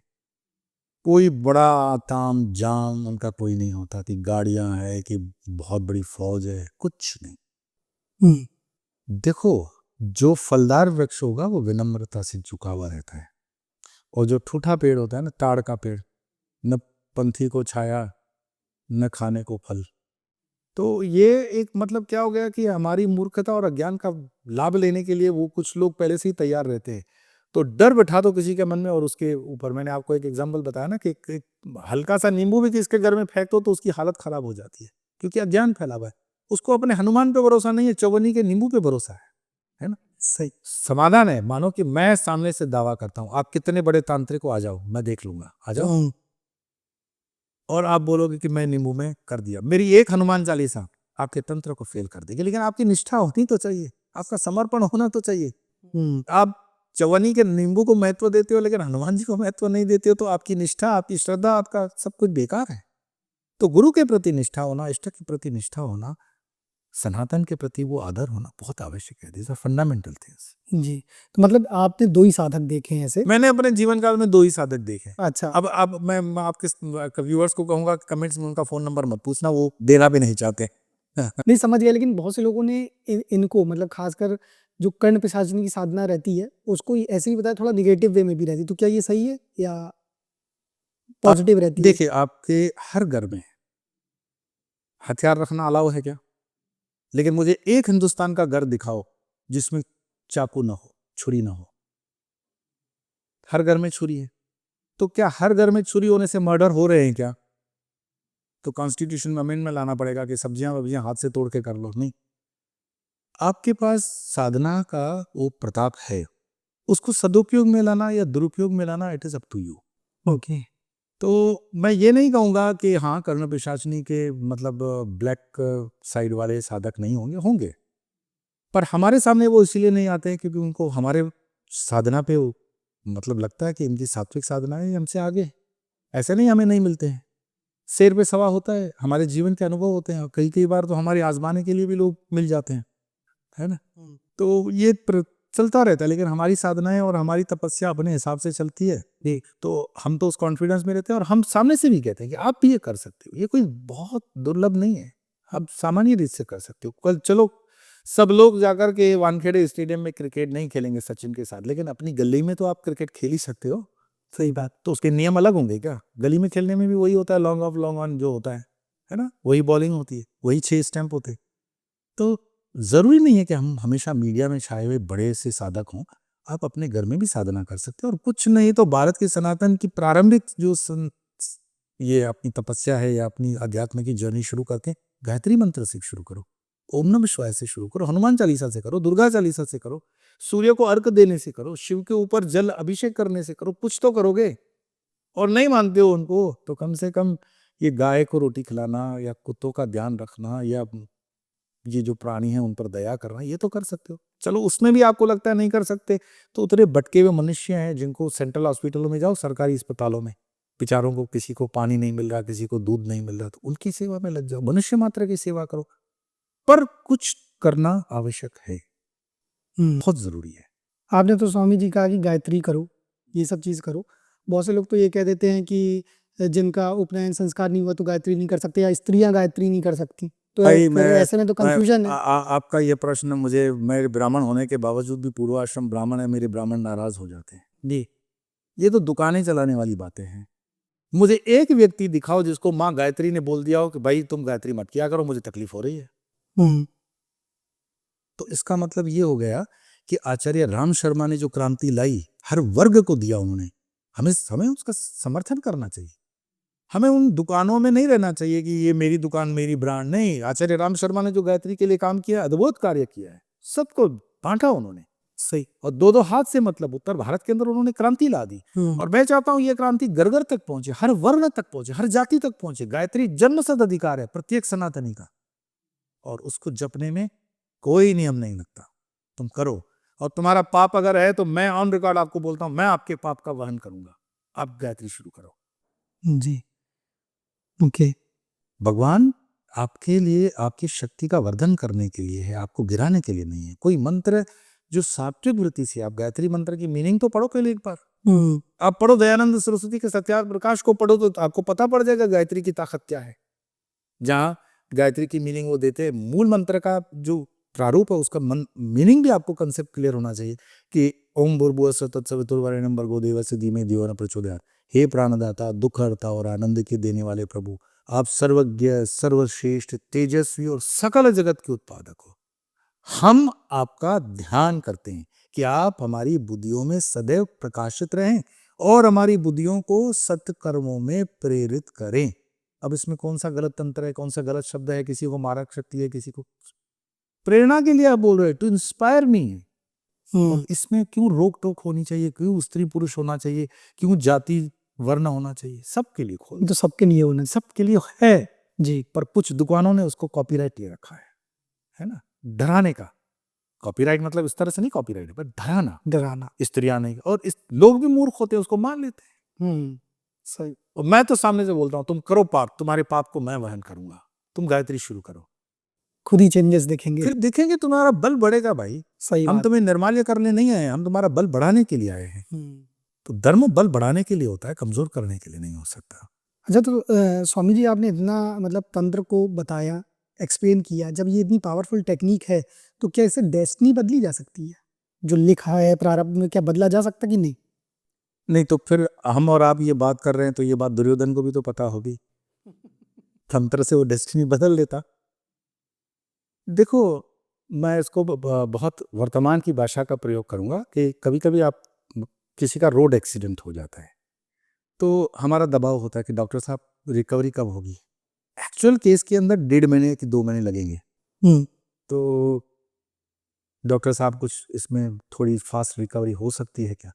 तो वो स्टेरॉइड देता है। स्टेरॉइड आपको क्या करता है, थोड़ा सा उस वक्त रिलीफ फील करता है, आपको फ्रेशनेस बढ़ा देगा। आप जो एकदम ढीले ढीले चल रहे थे वो आपके अंदर जान भर देता है, पर उस स्टेरॉइड का नेगेटिव इफेक्ट भी है। ज्यादा स्टेरॉइड लेने से शरीर खराब हो जाएगा। तो डॉक्टर को पता है कि कितना स्टेरॉइड देना है, कितना जरूरी है। उसमें आपको लगता है तो वो देख करके खुश होता है, नहीं इट्स वेरी गुड रिकवरी, हाँ डॉक्टर बहुत अच्छे मिल गए, इनके हाथ में शफा है। अरे शफा उसके हाथ में तो है ही है, लेकिन स्टेरॉइड में भी है। पर वो आपके दर्द की पीड़ा को बिल्कुल शून्य नहीं कर सकता है। आपके 1.5 महीने की रिकवरी को आपके लिए थोड़ा सा दर्द कम कर दिया, पर उस स्पान ऑफ टाइम को बहुत ज्यादा कम नहीं कर सकता है, बट इजी कर सकता है। तो आप समझ जाओ कि तंत्र उस मार्ग के कंटकों को दूर करके थोड़ा सा आपको हेल्प कर सकता है। डेस्टिनी जो वर्ड है वो आपका नियति है। नियति तो कृष्ण भी नहीं बदल पाए, राम नहीं बदल पाए, नहीं तो अपना वो वनवास बदल लेते। सही। कृष्ण अगर नियति बदलने की ताकत रखते तो पांडवों का, फिर हम उसको जवाब दे देते नहीं वो तो लीला है। तो लीला या नियति शब्दों का खेल है। नियति आप नहीं बदल सकते हो, लेकिन फिर कहोगे जब नियति बदलनी नहीं है तो मैं बैठ जाऊं घर में कुछ करूं ही नहीं। नहीं, गीता को पढ़ो अगेन, वो कहता है कि कर्मण्यवाधिकारस्तेषु मा फलेषु कदाचन। तुम कर्म विहीन होकर नहीं रह सकते हो, कर्म तो करना ही पड़ेगा। Let me decide. और आप इतने बड़े कोई मतलब नियति बदलने वाले कर्म नहीं कर रहे हो कि उसको डर लगेगा ये नियति बदलने वाले। उतने बड़े कोई ऋषि मुनि नहीं हो कि त्रिशंकु पैदा कर दोगे स्वर्ग और धरती के बीच में, नहीं। उतने में तपस्या लगती है, और जब इतनी तपस्या लगेगी तो आप ज्ञानी हो ही गए हो, आपको पता है कि व्हाट इज व्हाट। पर हाँ, आपको ये पेन किलर का काम करता है, बहुत अच्छा रिलीफ देता है, आपकी यात्रा सुगम करता है, आपके नेगेटिविटी को हटाता है, डिप्रेशन से बचाता है, महामूर्खतापूर्ण निर्णयों से आपको लेने से रोक देता है। वो एक इनविजिबल गुरु की तरह काम करता है। साधना, गुरु नहीं भी है तो कम से कम साधना तो करो, प्रार्थना तो करो। मतलब ये है कि स्पीड ब्रेकर के झटके तो लगेंगे, लेकिन वो मर्सिडीज और रोल्स रॉयस में लगेंगी। हाँ, ये आपका बड़ा टेस्ट अच्छा है, मारुति नाम नहीं लिया। हाँ हाँ हाँ। ठीक करने से मतलब कि आएगा झटका, लेकिन आप निकल जाओगे नहीं, बहुत उसकी ज्यादा। अवेयरनेस होती है। जी। मैं कहता हूँ साधारण सा 15 साल पुराना मारुति भी हो ना, तो आपको पता है कि इस तरह से ब्रेक दबाने से निकल जाऊंगा, झटका नहीं लगेगा। जी। मैं विदेशी ब्रांडों को ऊंचा करके देशी ब्रांड को नीचे नहीं करूंगा। तो मारुति भी चलाने का हुनर होना चाहिए। और गधा अगर ड्राइवर हो तो मर्सिडीज में भी आपको जर्क दिला देगा। तो ड्राइवर के ऊपर है कि कितना ब्रेक दबाना है, कैसे दबाना है, निकल जाओगे। अच्छा, मैंने आपके वीडियोस देखे स्वामी जी, आप एक और संसार की बात करते हैं जो कि भूत प्रेतों का है। तो ये बताइए कि जैसे आप, मैं एक बार सुन रहा था आप जिन्न का भी एक मतलब किसी की लाइफ स्टोरी बता रहे थे, केस स्टडी। तो जैसे ये ब्रह्म राक्षस हैं, भूत हैं, प्रेत हैं, जिन्न हैं, तो ये इतनी सारी क्वालिटी क्या मतलब एक ही है या इनमें क्या अंतर है, और ये कौन लोग हैं, किस तरह से प्रभावित करते हैं ह्यूमन बीइंग्स को? पॉडकास्ट की दुनिया में आपके चैनल के अलावा विशाल तिवारी जी कितने और होंगे? तिवारी हैं क्या सब? तो कोई शर्मा होगा, कोई वर्मा होगा, कोई भट्ट होगा, कोई पासवान होगा, अलग अलग है। तो हरि अनंत हरि कथा अनंत। देखो ये ऐसा टॉपिक है जिस टॉपिक को समझना पड़ता है। हर चीज का प्रमाण भी नहीं होता है ना। मैं कोई हैवोक क्रिएट करने या डर पैदा करने के लिए नहीं कह रहा हूं, पर यह मानना पड़ता है कि 84 लाख योनियां होती है, ये सनातन धर्म कहता है। और हमारा वर्तमान का विज्ञान अभी बोल रहा है कि हाँ है तो सही, लेकिन इतनी ही योनियां हम खोज पाए, बाकी वाली नहीं खोज पाए, खोज लेंगे। धीरे धीरे वो आती जा रही है। ठीक है, हमारे ऋषि मुनियों ने उसका वर्गीकृत भी कर दिया कि जल में इतनी है, थल में इतनी है, नभ में इतनी है, टोटल 84 लाख योनियां हैं। तो जब 84 लाख योनियां हैं तो उसको अकोमोडेट करने के लिए भी कुछ टाइम स्पेस लगता होगा। ठीक है जी। तो इस ये एक अलग मतलब दुनिया है। जब आप इसमें एंटर कर लेते हो, एक स्पिरिचुअल आदमी का इसमें बहुत रस नहीं होता है। मैं इस सब्जेक्ट पे बात करता हूं क्योंकि मेरे ये स्टडी का एक पार्ट था, मेरा लक्ष्य नहीं, मेरा इष्ट नहीं है ये, है ना, मैं इसमें हूं भी नहीं। पर हाँ, जानने के लिए मेरी स्टडी है, मैं ऐसे लोगों से मिला हूं, मेरा इंटरेस्ट है, मैं जानना चाहता हूं। लर्निंग लाइफ के अंतिम श्वास तक मैं लर्न करता चाहूंगा। तो उसमें जो मैंने बताया, बचपन से भी हमने श्री की उपासना में थे, विद्या में थे और शक्ति में थे। तो पिताजी को मतलब ये एक्सपेरिमेंट्स बड़े प्यारे थे, करते थे वो, और उस वजह से उसका साइड इफेक्ट भी उन्होंने कुछ भुगता। इन शॉर्ट, इन चीजों का एग्जिस्टेंस है। पर इस धरती पर शास्त्र कहता है कि मनुष्य योनि सबसे श्रेष्ठ योनि है, क्योंकि कर्म करने की छूट हमें है मनुष्यों को, बाकी सारी भोग योनि है।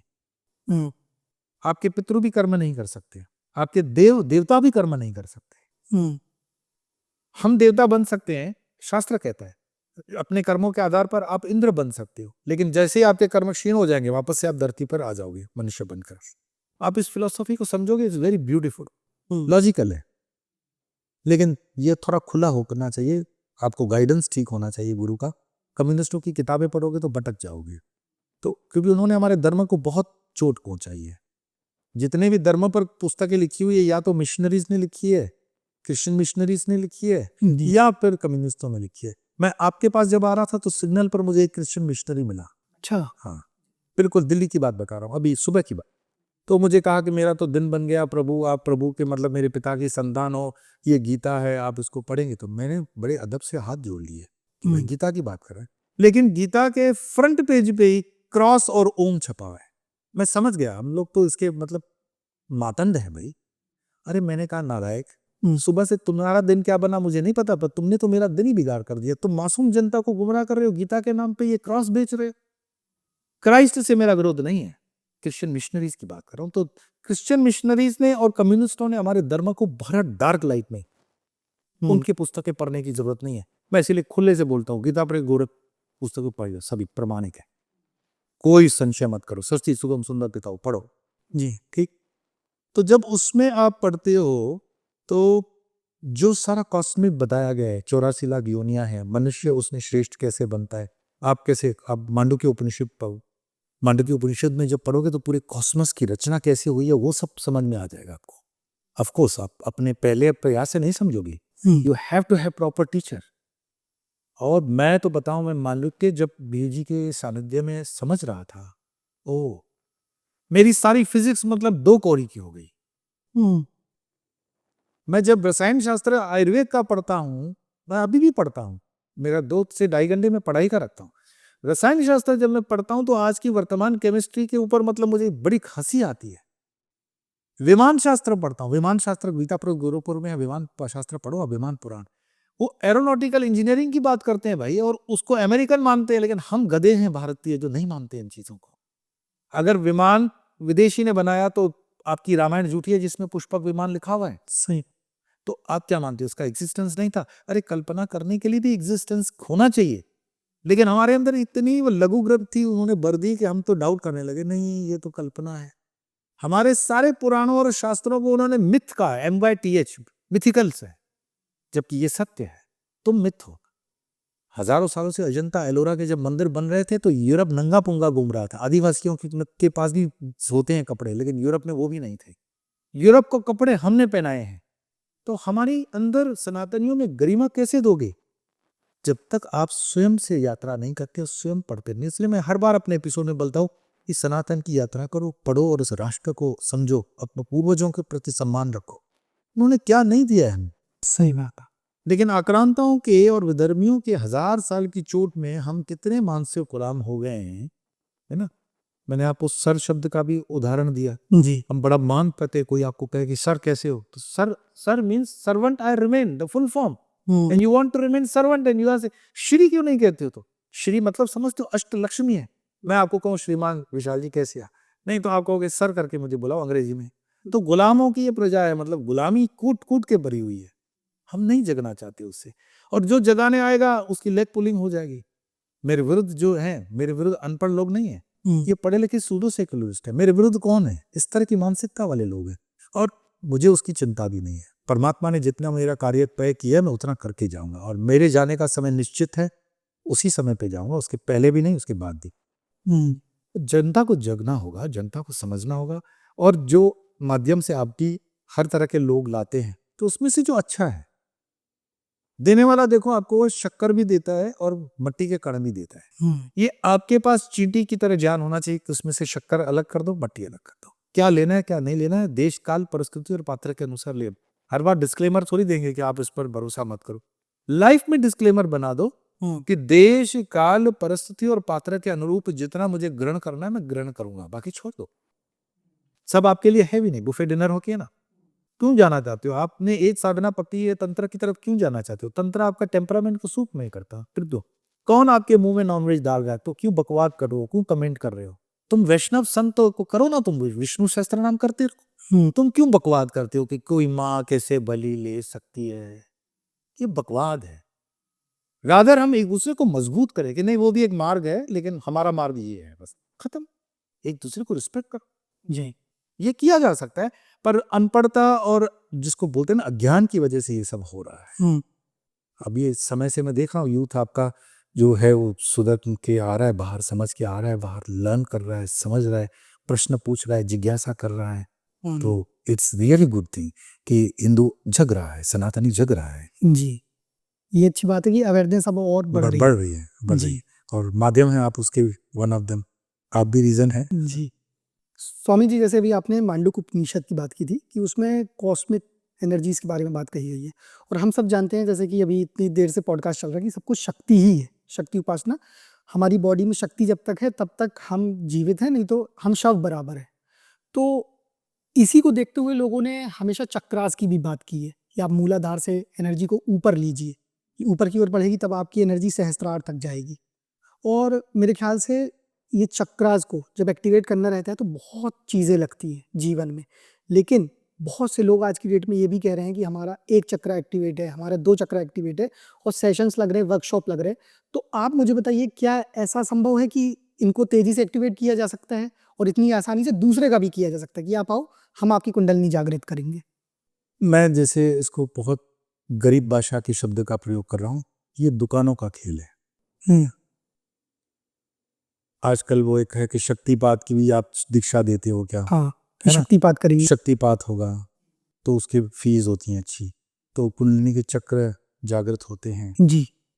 पहले तो ये आप पूछो कि हर एक व्यक्ति का अपना परिवेश है, उसका अपना एक पास्ट है, अपना एक कर्म है, खान पान अपना है, रहन सहन अपना है, यम नियम आसन प्राणायाम ब्रह्मचर्य अपना है। तो ये अनुभव कभी भी, अध्यात्म का अनुभव कभी भी एक जैसा नहीं होता है। मैं ये दावे के साथ कहता हूं कि आप मुझे प्रमाणित करके दिखा दो कि आपके अगर चक्र जगे हैं और आपको लगता है कि यहाँ पीला कलर है तो दूसरे को पीला कलर दिखेगा। ये एक्चुअली देखा जाए तो एक हम सजेशन देते हैं माइंड को, है ना? आप किसी को 10 मिनट तक बोलते रहो, मैं ऐसे स्पर्श करके बोलूं कि आपको देखो यहाँ पे सुनहरी रोशनी दिख रही है, नहीं नहीं आप देखो, फिर आप उसमें और जोड़ दो, जो पुण्य आत्मा है उनको जल्दी दिखेगी। अब कौन पाप आत्मा होना चाहता है? कोई नहीं होना चाहता। मैं एक इसमें गया था, अपना अनुभव बताता हूँ। उन्होंने कहा कि हम शक्तिपात की दीक्षा देते हैं। मैंने कहा अच्छा, तो बोले स्वामी जी आप भी शक्तिपात की दीक्षा हमसे ले लो। मैंने कहा पहले बताओ होगा क्या, क्रिया क्या होगी? तो बोले आपका सारा पास्ट न खुल जाएगा, सब आँख के सामने दिखेगा। अच्छा, फिर आगे क्या होगा? बोले आगे आपको मतलब परम सत्य तो यही है, आप शिव को देख लोगे। अच्छा, मैंने कहा बहुत अच्छा, ये स्कीम तो बहुत सुंदर है तुम्हारी। तो बोले आपसे हम कोई अपेक्षा भी नहीं रखते हैं, आप बस ऐसा है कि हमारा आप बता देना कि शक्तिपात हम करते हैं और प्रमाणित है। मैंने कहा पहले मेरे ऊपर तो कर लो। तो सुबह का 4 साढ़े 4 का समय शक्तिपात की टाइम फिक्स थी, और मैं इन चीज़ों के अंदर बड़ा स्पष्ट हूँ, मैं सुनी सुनाई बात पे नहीं जाता हूँ। मैंने कहा पहला शक्तिपात तुम मेरे ऊपर कर लो। अब वो कर रहे हैं, स्वामी जी कुछ आपको दिख रहा है? मैंने कहा आप बोलते जाओ, जहाँ जहाँ दिखेगा मैं बिल्कुल, मेरी ईमानदारी पे विश्वास रखो, मैं बोल दूंगा। अब वो मुझे सजेशन दे रहा है, पुण्य कर्म जागृत हो रहे हैं, आप समझ रहे हो, उसको टेक्निक समझ रहे हो? अब मैं अपने पुण्य कर्म को साबित करने के लिए मुझे शर्म से भी बोलना पड़ेगा, हाँ हाँ दिख तो रहा है, क्योंकि मुझे बताना नहीं है पाप कर्म है, ठीक। और वो ये नहीं जानता है कि साइकोलॉजी मैंने जर्मनी में पढ़ी हुई है। हर डिग्री लेकर हम थोड़ी घूमते हैं। मेरे अच्छे खासे मतलब जिसको बोलते हैं ना कि बहुत अच्छे अच्छे मित्र हैं जी, साइंस की दुनिया में। आप सोचो कि स्पेस एजेंसी से जुड़े हुए हैं, या फ्यूजन फिजिक्स के मेरे हैं। हम खुद ट्राइबल एरियाज के अंदर IIT NIT जो पढ़ाते हैं, तो मतलब सोच लो कि हमारी टीम क्या होगी। और मेरा शौक है ऐसे लोगों से रहना। अब वो मुझे माइंड सजेशन दे रहा है कि आपके पुण्य कर्म जागृत हो रहे हैं, आपको देखो कुछ महसूस हो रहा है, आपके देखिए पीठ के पीछे कुछ मूवमेंट हो रहा है, आपके देखिए नीचे मूलाधार में मूवमेंट हो रहा है। मैंने कहा कितनी देर में ये मैक्सिमम शक्तिपात कर सकते हो? तो बोला वैसे तो 2-3 मिनट में ही हो जाता है, पर 15 मिनट से तुम माथापच्ची कर रहे हो। तो तुम्हें समझ में नहीं आ रहा है कि तुम नहीं, मैं तुम पर शक्तिपात कर चुका हूँ। सब ये तुम्हारा पाखंड है। है ना? हम तुम्हारे लिए एक ब्रांड वैल्यू रखते हैं, इसीलिए तुम मुझे मूर्ख बना रहे हो। ये कोई शक्तिपात नहीं। जो शक्तिपात की दीक्षा देगा वो इसी तरह से थोड़ी ऑनलाइन आपको शक्तिपात की दीक्षा देगा। सही बात है। हाँ? और उस पे शक्तिपात कोई ऑनलाइन होता है, वर्चुअल होता है, नहीं होगा। हम्म, ये जो चक्रों की भी बात है, मैं ये नहीं कहता हूं ये सब गलत है, पर ये सबके लिए वैलिड भी नहीं है। जैसे मानो आप स्कूल के अंदर आ गए हो, बहुत बहुत बड़ी स्कूल है, कोई बहुत बड़े ब्रांड की स्कूल है, और आपने उसमें एडमिशन ले रखा है 3rd क्लास के अंदर। आप ये नहीं कह सकते हो कि मैं 3rd स्टैंडर्ड में हूं, आप मुझे सर्टिफिकेट 12th का दे दो। हम्म, आपको 9 साल उसमें चलना पड़ेगा ना, तभी आपको मिलता है। ये तो साधारण लेमन एजुकेशन के अंदर 9 साल की तपस्या आपकी लगी। हम्म, ऐसा कौन सा प्रोसेस होगा? Exceptional cases are always there, जहाँ रामकृष्ण परमहंस अपने पैर के अंगूठे को विवेकानंद से छूते हैं, लेकिन ये मत भूलो कि रामकृष्ण वो भी बोलते हैं कि नरेन तुम सप्तऋषि मंडल से हो, तो उसकी क्वालिफिकेशन वो उन्होंने सेट कर दी पहले। तो वो अपवाद स्वरूप मैं कहता हूं तो उसके पीछे लॉजिक भी है, होते हैं, पर बाकी जनरल ऐसा कोई सिद्धांत नहीं है कि छुएगा तो उसके चक्र उठेंगे। चक्र उठेंगे, मर जाएगा वो आदमी। जब चक्र उठते हैं तो बॉडी के अंदर की मूवमेंट्स को आप संभाल नहीं पाते हो। हम साधारण सी दीक्षा देते हैं, अगर उसके अंदर हमसे भी गलती हो गई कैलिबर चेक करने में, एक बीज ज्यादा देते हैं, वो बीज को नहीं संभाल पाता है। ऑर्डिनरी एक बीज मतलब एक अल्फाबेटिकल वर्ड, हम्म, उसमें उसको परेशानी होती है। वो कहते हैं कि वो नींद नहीं आ रही है मेरा ये, तो उसमें फिर बोलते हैं कि वापस से बोलो बीज क्या दिया था। इतने लोग हैं कि हम पूछना पड़ेगा, उसको लिख के देते हैं। तो बीज बताओ, तो बीज बताया, फिर टैली कर लेते हैं कि अच्छा। फिर उसको बोलते हैं तुमने क्या बताया था, तुम्हारा इष्ट देव कौन था? हम्म, बोला ये। फिर वो करेक्ट करता है, लेकिन मम्मी से जब पूछा ना तो उन्होंने कुलदेवी दूसरी बता दी। हम तो उस कुलदेवी से बीज तुम्हें कनेक्ट करके ऑरा से सेट करके दे। हाँ, आप आए थे मेरे से दवाई लेने खांसी की, लेकिन फिर बोलते हो कि जुलाब हो गए। जुलाब पहले से थे तुम्हें, बेवजह की गलत दवा ले गए हो। तो साधक को पहले अपने बॉडी का टेम्परामेंट पता होना चाहिए, अपना खान पान पता होना चाहिए। इसमें जन्म कुंडली, ग्रह, योग, देव सब काम करते हैं। कभी कभी अनायास बिल्कुल अनपढ़ आदमी को ये विद्या मिल जाती है।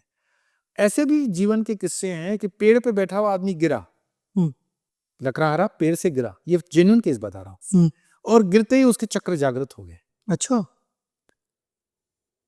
इसमें कल किसी से मेरी बात चल रही थी, तो एक व्यक्ति, कहानी के स्वरूप में समझना उदाहरण, कि एक व्यक्ति डाकुओं से बचने के लिए पेड़ पे चढ़ गया। डाकू तो ठीक अलग हो गए। उस पेड़ के नीचे एक तांत्रिक बैठा हुआ था, और वो तांत्रिक कपाली था, कपाल के अंदर वो क्रिया कर रहा था, मंत्र पढ़ रहा था। ये पेड़ के ऊपर से वो मंत्र सुन भी रहा है।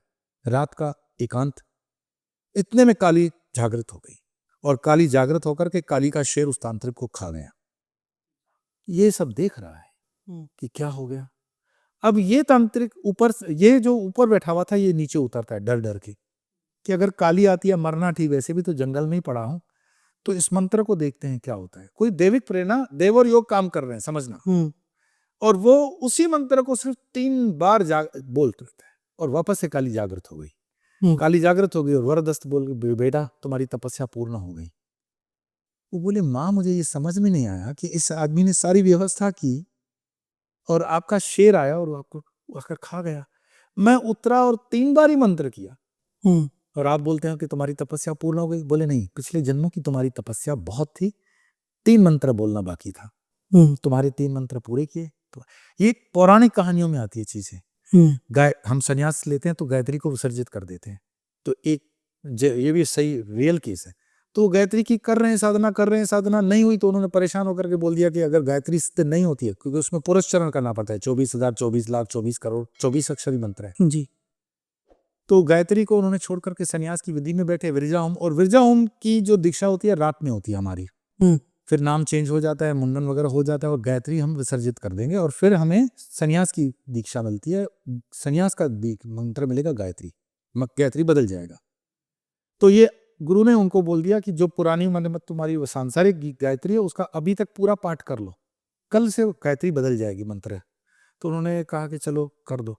अब जैसे ही उसने गायत्री शुरू की, उसका सन्यास होने वाला है, तो गायत्री प्रसन्न होकर के हो गई, बेटे तुम्हारा मनोरथ पूर्ण हो गया। बोले माँ पूरा जीवन दिया है और आप प्रसन्न नहीं हो, अब जब मैं सन्यास में जा रहा हूं तो आप प्रसन्न हो गए, अब मुझे क्या करना है। कहानी का मर्म समझना कि हर साधना का एक क्षण होता है, एक डेस्टिनी होती है, एक प्रारब्ध होता है, हमारा योग होता है, हमारा दैव होता है। ऐसा कोई स्कीम नहीं है कि फेसबुक पे डाले और तुम्हारी ये संसारिक यात्रा समाप्त करके वो आध्यात्मिक यात्रा होगी। इसके कोई कैप्सूल्स नहीं होते हैं, इसके कर्म होते हैं, प्रयास होते हैं, हमारी निष्ठा होती है, समर्पण होता है, इसके कंडीशन अप्लाई होते हैं। तो मैं फिर से हाथ जोड़ के निवेदन करूं कि इन पछड़ों में मत पड़ो, बेवजह लुट जाओगे। कोई भूत प्रेत आप घर से बैठ के भगा सकते हो, हनुमान चालीसा खुद करो, जो बजरंग बाण है उनका भी प्रयास करो। गुरुजनों का थोड़ा सा मान रख के सीखो। आप जो जनरलाइज बोल देते हो ना, सब साधु डोंगी होते हैं, तुम कितने साधुओं को जानते हो? टीवी पे आने वाले 50, 100, 200, भाई 1 लाख साधु तो हिमालय की कंदीराओं में, गिरनार की कंदीराओं में और दूसरे मठों में पड़े हुए हैं। 1 करोड़ 50 साधुओं पे तुमने निर्णय ले लिया। ये 50 ठीक है, हो सकता है तुम्हारी दृष्टि से ये पाखंडी हो, तो बाकी 99 लाख का क्या? सही। तो सत्य को खोजोगे मिल जाएगा। सोने की दुकान में देखो सोना मिल रहा है तो डुप्लीकेट सोना भी मिल रहा है। आप नोट भी लेने जाते हो तो नोट असली नोट है तो नकली नोट भी है। तो आप ये नहीं बोल सकते हो कि सारी नोट नकली है। भाई नकली नोट चली इसीलिए रही है कि असली नोट की बहुत याद है। इसका मतलब नकली नोट चल रहा है क्योंकि असली नोट मार्केट में बहुत ज्यादा है। मैं कहता हूँ संत बहुत अच्छे हैं, आप पहुंच नहीं पा रहे हो, आपका दुर्भाग्य है, आपका कर्म खराब है, आपकी आंखें खराब है, आप खोज ही नहीं पा रहे हो सत्य। सत्य खोजो, मिल जाएगा, मिल जाएगा एक पल में। कबीर का है ना भजन, मोह को कहाँ ढूंढे बंधु मैं तो तेरे पास में, ना मैं जगड़ी बिगड़ी में ना छुरी ग्रास में, खोजेगा तो मिल जाऊंगा एक पल की तलाश में, मोह को कहाँ ढूंढे बंधु मैं तो तेरे पास में। तो सब कुछ दिया हुआ है, सिर्फ उसको जगाने के लिए, स्पार्क करने के लिए गुरु की जरूरत है और वो समर्थता के साथ आप कर सकते हो सकता है। अभी आपने जैसे कहा ना कि लोग कहते कि मतलब 50 लोग को देख के कहते कि ये तो ढोंगी हैं, ये वो। तो जब भी मतलब अगर ऐसी बात आती है कि अच्छा बताओ देश आगे कैसे बढ़ा, साइंस आगे कैसे बढ़ी, या कुछ भी XYZ समाज कैसे आगे बढ़ा, तो लोग अलग अलग कंट्रीब्यूशन दिखाते हैं कि भाई मान लीजिए जो ठीक है कि फिजिक्स में इनने एक एक्सपेरिमेंट किया, इनने ये चीज़ रिसर्च की, केमिस्ट्री में वो इसके कारण ये हुआ, यहाँ प्लेन की खोज हुई तो आज हम इतने एडवांस हैं। लेकिन कभी भी कोई बहुत जल्दी या ये चीज़ नहीं समझता है कि साधु संतों का क्या रोल है, कभी ऐसी बातें नहीं आती। तो थोड़ा सा आप मुझे ये एक्सप्लेन कर सकते हैं कि जैसे जो संत हैं, जो साधु हैं, जो सही में इस चीज़ को लेके चल रहे हैं, उनका क्या कंट्रीब्यूशन है हमारे देश और हमारे समाज में? मैं आपका नाम जानता हूं फिर भी पूछूंगा जी आपका नाम क्या है? जी, विशाल तिवारी। विशाल तिवारी हिंदुओं में आता है मुसलमानों में आता है? हिंदुओं में आते हैं। आप अपने हिंदू होने का गर्व अपने पूर्वजों को देते हो या अपने आप को देते हो? अगर हमारे साधु संतों ने आक्रांताओं से लड़ाई नहीं की होती, आप जानते हो कितने नागा साधु ये विधर्मियों मुगलों से लड़कर के मरे हैं, क्या लड़ाइयां की हैं उन्होंने। अरे साधुओं ने जितना भगवान ने जो कंट्रीब्यूशन दिया है ना, उतना कंट्रीब्यूशन अगर गृहस्थी देता तो ये देश आज 1000 साल की गुलामी में नहीं रहता। अगर पीठ में छुरा गोपा है तो उन मतलब जिसको बोलते हैं ना कि अज्ञानियों ने हुआ, साधुओं ने तो अपना योगदान दिया, हर युग में दिया, हर साल में दिया है। रामकृष्ण परमहंस को आप बंगाल से माइनस कर दो, ये तो वर्तमान के 150 साल की बात है। रामकृष्ण परमहंस को अगर जैसे ही आप माइनस कर दोगे, आपको पता है, ये ऑन रिकॉर्ड में बता रहा हूं, चेक कर लेना, सुभाष चंद्र बोस रामकृष्ण मठ मिशन के सन्यासी होना चाहते थे, स्वामी ब्रह्मानंद जी के अध्यक्ष पद में थे तब। ठीक, तब ब्रह्मानंद जी उनको बोलते हैं कि तुम्हारे लिए मां जगदम्बा ने दूसरा कार्य रखा हुआ है। किसका कार्य है? साधु ने स्थापित किया। बिल्कुल।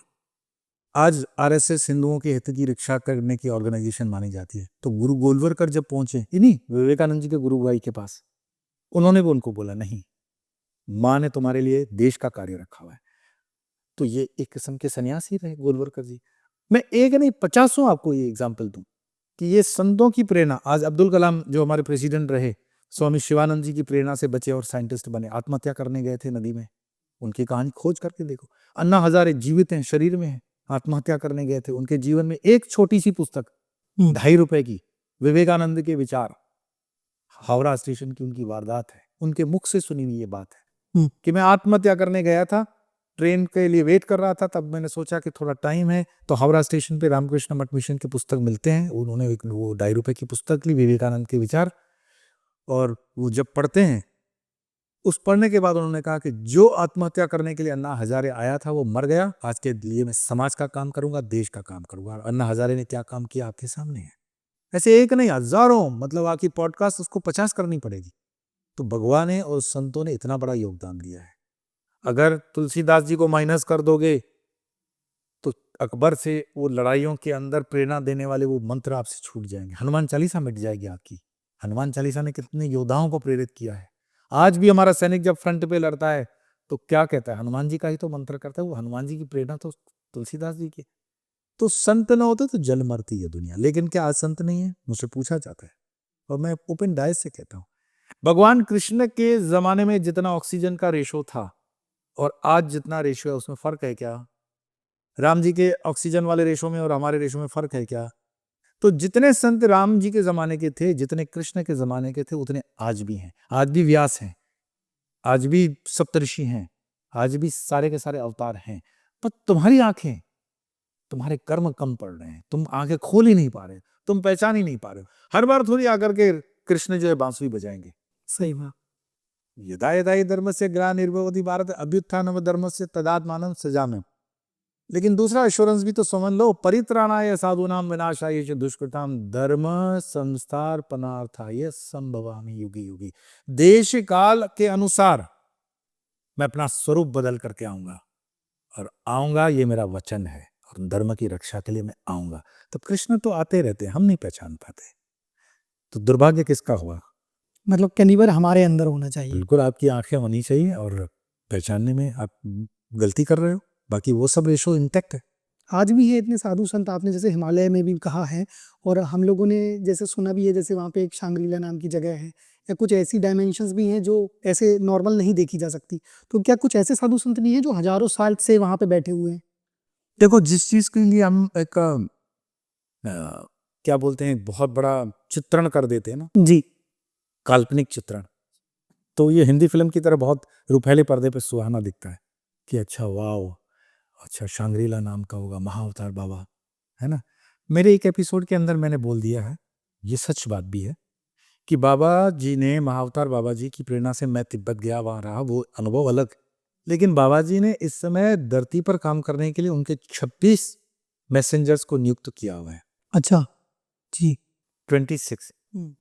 मैंने 27 भी नहीं किया, 29 भी नहीं किया। मेरे पास एक दिन गुजरात से दो व्यक्ति आ गए, गुरु और चेला, और वो बड़े खड़े होकर के बोलते हैं, आप मुझे बताएंगे कि बाबा जी ने जो नाम लिया उसमें मेरा नाम है कि नहीं है? आप हेलुसिनेशन के अंदर जीते हो। अब मेरे पास मैसेजेस आते हैं, बाबा जी से मिलने का एड्रेस बताना, कल तो व्हाट्सएप नंबर भी ले लोगे तुम। देखो, वो चेतना है ना। जैसे नीम करोली बाबा एक ही समय में दो जगह पे मैनिफेस्ट होते हैं। ये पुस्तकों में पढ़ी जी। मैंने, व्यक्तिगत रूप से वर्तमान के अंदर रहने वाले संतों में भी ये संत देखे हैं। अच्छा। एक समय दो जगह थे। लेकिन आप बोलोगे नंबर दो, ये दो, वो दो, भाई उनका जीवन तुम नरक कर दोगे, छोड़ो ना। हम भुगत रहे हैं, हमें भुगतने दो बस। हम भी चैन से नहीं रह पाते। सुबह से बंबई से, सूरत से, अहमदाबाद से लोगों की लाइन होती है, बोर्ड लगाना पड़ा, नहीं मिलेंगे। लोगों को लगता है आप इतने, मतलब क्यों नहीं मिल रहे हो।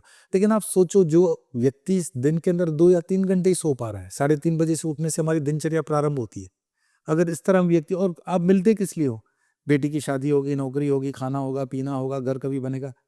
भगवान की खोज में कोई नहीं आता मेरे पास, और जो आता है उसकी आंख बता देती है हमें। तो इस तरह का व्यक्ति के महाअवतार बाबा के 26 में मेरा नाम है। मैंने कहा एक मैसेज भेजता हूं, तुम्हारा नाम वेरीफाई करवा देता हूँ। क्या मतलब, हेलुसिनेशन के अंदर मेरा भी महाअवतार बाबा का अनुभव। महाअवतार बाबा देश काल परिस्थिति से, वो एक फोटो नहीं है जो योगानंद परमहंस जी की बुक में है, वो महाअवतार बाबा योगानंद परमहंस जी को जो दिखे स्वरूप वो है। मैं आपको प्रमाणिकता के साथ कहता हूं कि अगर आप पर कृपा होती है और आपको अगर महाअवतार बाबा के दर्शन होंगे तो वो सेम नहीं होंगे। जी। जैसे आप हनुमान चालीसा करोड़ पाठ भी कर लो, आपके घर में एक चित्र है हनुमान जी का, तो आपकी कल्पना क्या होगी कि सपोज करो लाल रंग के वस्त्र हैं और आप उसकी पूजा कर रहे हो, तो आप तो यही सोचोगे ना कि हनुमान जी जब प्रसन्न होकर दर्शन देंगे तो लाल वस्त्र के कपड़े में आएंगे। नहीं आएंगे, क्योंकि वो जो आप देख रहे हो फोटो का फ्रेम है।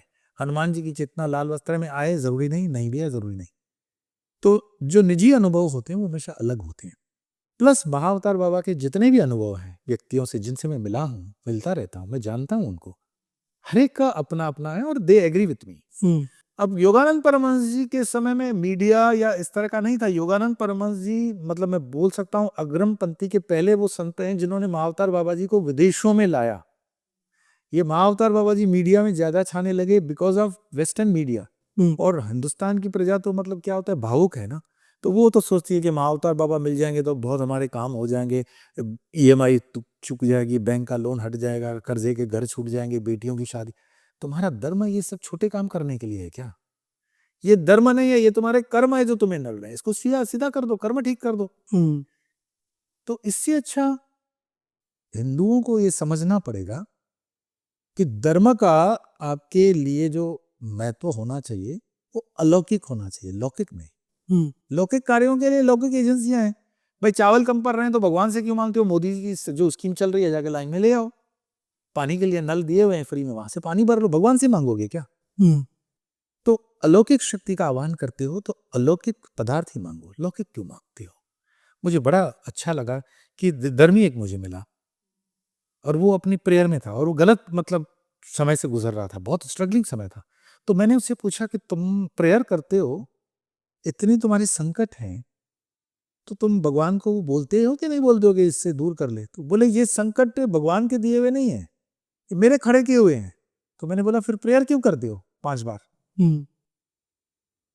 तो उसने कहा मेरे किए हुए कर्मों के लिए मैं क्षमा याचना परमात्मा से करता हूँ, मैं मांगने के लिए प्रेयर नहीं करता हूँ। मैं धन्यवाद के लिए करता हूँ कि मेरे जैसे इतने निकम्मे इंसान पर भी तुमने दया बरसाई है कि सूरज की रोशनी मिल रही है, कि हवा चल रही है, मैं खाना खा रहा हूँ, हजम हो रहा है। मैंने उसका डेप्थ, मुझे बड़ा असर था। हमारे अंदर ग्रेटिट्यूड नहीं है। हम उठ करके सुबह कभी धन्यवाद करते हैं सूर्य का कि भाई तुमने सूर्य मुझे रोशनी दी। हमने कभी जल को धन्यवाद किया कि मेरे तृप्त करने में तुम्हारा बहुत बड़ा रोल। हम तो सोचते हैं 20 रुपए की मिनरल बॉटल ली, आधी पी, आधी रोड पे फेंक दी, हमने पैसे खर्च किए। अरे क्या तुमने मैन्युफैक्चरिंग की है उसकी? तत्व रूपेण समझो परमात्मा की एक एक चीज को हम इस्तेमाल कर रहे हैं, लेकिन हमारे अंदर एक भी थैंकफुलनेस नहीं है, ग्रेटिट्यूड नहीं है। जिस दिन आपके अंदर ये ग्रेटिट्यूड आ जाएगा, है ना, किसी बड़े बोझ में था मैं, हमारे तो क्या था, कभी महलों में होते हैं, कभी झोपड़ियों में होते हैं, तो बड़े डाइनिंग टेबल पे बहुत रईसी किस्म का बोझ था। तो 2 चावल के दाने मेरे से गिरे हुए थे, वो गिरे हुए दाने मैंने खा लिए। अरे बोले स्वामी जी आपने जूठा खा लिया। किसका? यानी ये 2 दाने में मैन्युफैक्चर नहीं कर सकता हूँ, मेरी औकात नहीं है, ये परमात्मा का प्रसाद था। ओम ब्रह्मा अर्पणम कर दिया, तो ये प्रसाद मेरे कारण गिरा है, मेरा कर्म है, मैंने उसको सुधार लिया है। और तुम क्यों मानते हो कि तुम्हारा टेबल अनहाइजीनिकल था, मुझे बैक्टीरिया पकड़ लेगा? बोले वो अनहाइजीनिकल, मुझे मेरा धर्म पालने दो। हमें दूसरों को खुश करने में इतने दब गए हैं ना कि आपके हाथ से कभी कोई फल गिर जाए तो गिरे हुए फल को नहीं उठाते हो, है ना, और रुपया गिर जाए तो कहाँ विवेक मरा हुआ है? हम क्यों जाग नहीं रहे हैं? हम क्यों समझ नहीं रहे? हमारा एनालिटिकल माइंड, हमारी रीजनिंग, हमारी अंडरस्टैंडिंग क्यों हम क्लियर नहीं कर रहे? हम दूसरों के लिए क्यों जी रहे हैं? ये पाखंड है। हमें अपने के स्व के लिए, स्वानंद के लिए। हमारा धर्म का प्रतीक क्या है? स्वास्तिक, स्व आस्तिक। आप पहले नास्तिक हो ना हो मेरा वो प्रश्न ही नहीं है, पहले स्व में तो आस्था रख लो, बाद में भगवान पे रख लेना। खुद को रखो, तुम जिंदा हो। स्वास्तिक का प्रतीक ही यही है। स्वास्तिक का प्रतीक करने से गणपति नहीं आएगा। गणपति का उस प्रतीक से कोई बहुत बड़ा लेना देना नहीं है। वो गणपति का प्रतीक आपके लिए है कि स्व आस्तिक, मेरे अंदर पहली आस्था है, और मेरे अंदर आस्था है कि मैं जीवित तो मैं कर रहा हूं तो मैं पहुंच जाऊंगा, मैं चल पड़ा हूं तो पहुंच जाऊंगा। That's only meaning, that's only मंत्र। स्वास्तिक वो सिंबल है। तो ये चीजें छोटी छोटी हैं, लेकिन इसको समझाने के लिए मुझे लगता है कि जो व्यासपीठों पे मतलब ये तबला और मंजीरा बजाएं बजाएं, कोई विरोध नहीं है, लेकिन साथ साथ में इस ज्ञान को उनको खुद पता हो तब तो देंगे। जी, पैकेज के ऊपर चलता रहता है। भागवत के 50 लाख, 2 करोड़, 3 करोड़, 35 करोड़, 40 करोड़ की कथाएं हो रही है। कौन स्पॉन्सर कर रहा है उनको? कौन सी लॉबी है? जो भ्रम फैलाने वाले लोग हैं वो भी तो ऐसे लोग हैं जो अपने कार्य कर रहे हैं। मैं ये नहीं कहता हूं सब उसमें वही है, नहीं, पर हो रहा है, हमें स्वीकार करना पड़ेगा। और ये इसलिए हो रहा है कि हमने मार्केट खड़ी की है उसकी। हमें जगना पड़ेगा कि नहीं, इनफ इज इनफ, मैं अपने को जगा दूंगा, बहुत हो गया। तो कहते हैं कि मैं जग गया तो जग, it starts revolution by starting in your own self. प्रारंभ पहले अपने से करो। ऐसा नहीं कोई बोले देखा स्वामी योग का इंटरव्यू देखा बेटा, समझ ले, अरे भाई छोड़ दो बेटे को, तुम कर लो। सही। द मैसेज इज कि तुम कर लो, दूसरे को छोड़ दो, ज्ञान देना बंद। तो मेरे ख्याल से ये परिवर्तन आ भी रहा है, वैसी बात नहीं है। और मैं जहां जहां पहुंचता हूँ, हर ऑडियंस में से मुझे एक अपेक्षा होती है 1% इंटेलेक्चुअल्स की, वो होती है।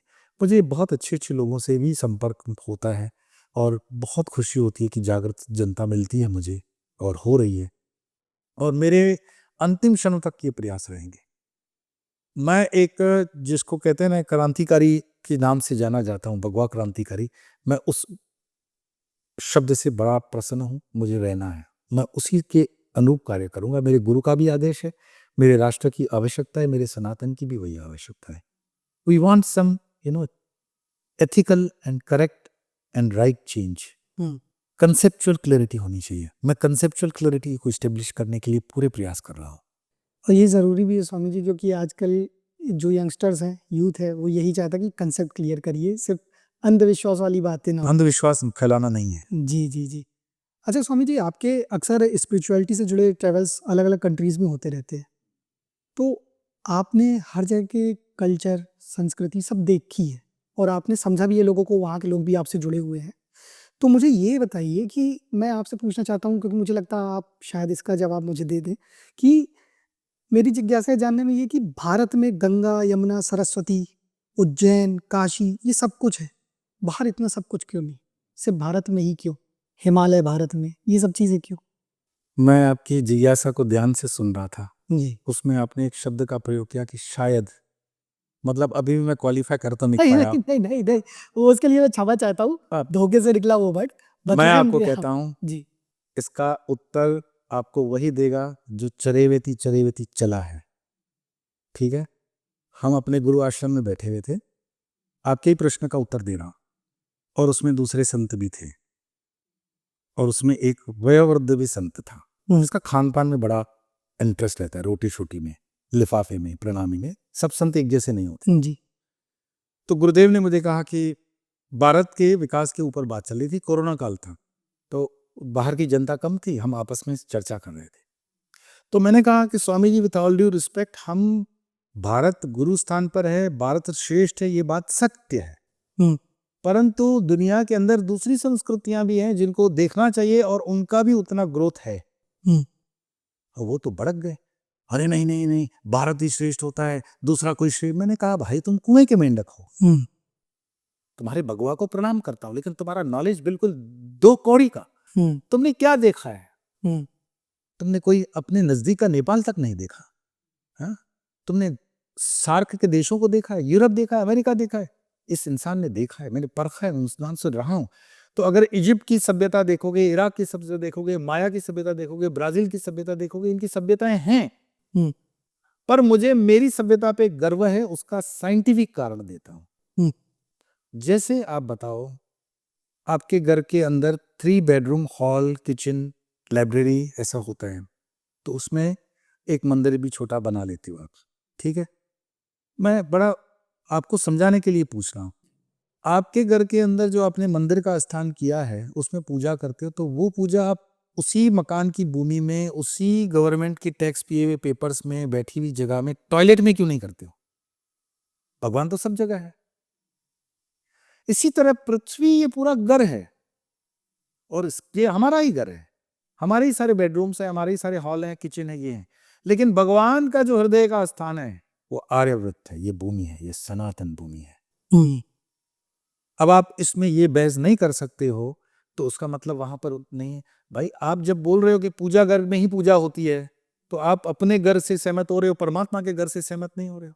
सही बात। परमात्मा का घर है ये पृथ्वी, और उसमें पूजा का स्थल मेरा भारत देश है।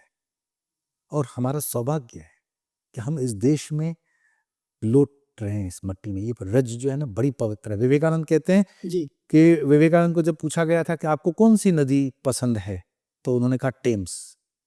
तो अंग्रेज तो सोचा कि ये गंगा कहेंगे। तो उन्होंने कहा स्वामी जी आप टेम्स नदी बोल रहे हो, यूके में है। बोले आई नो इट।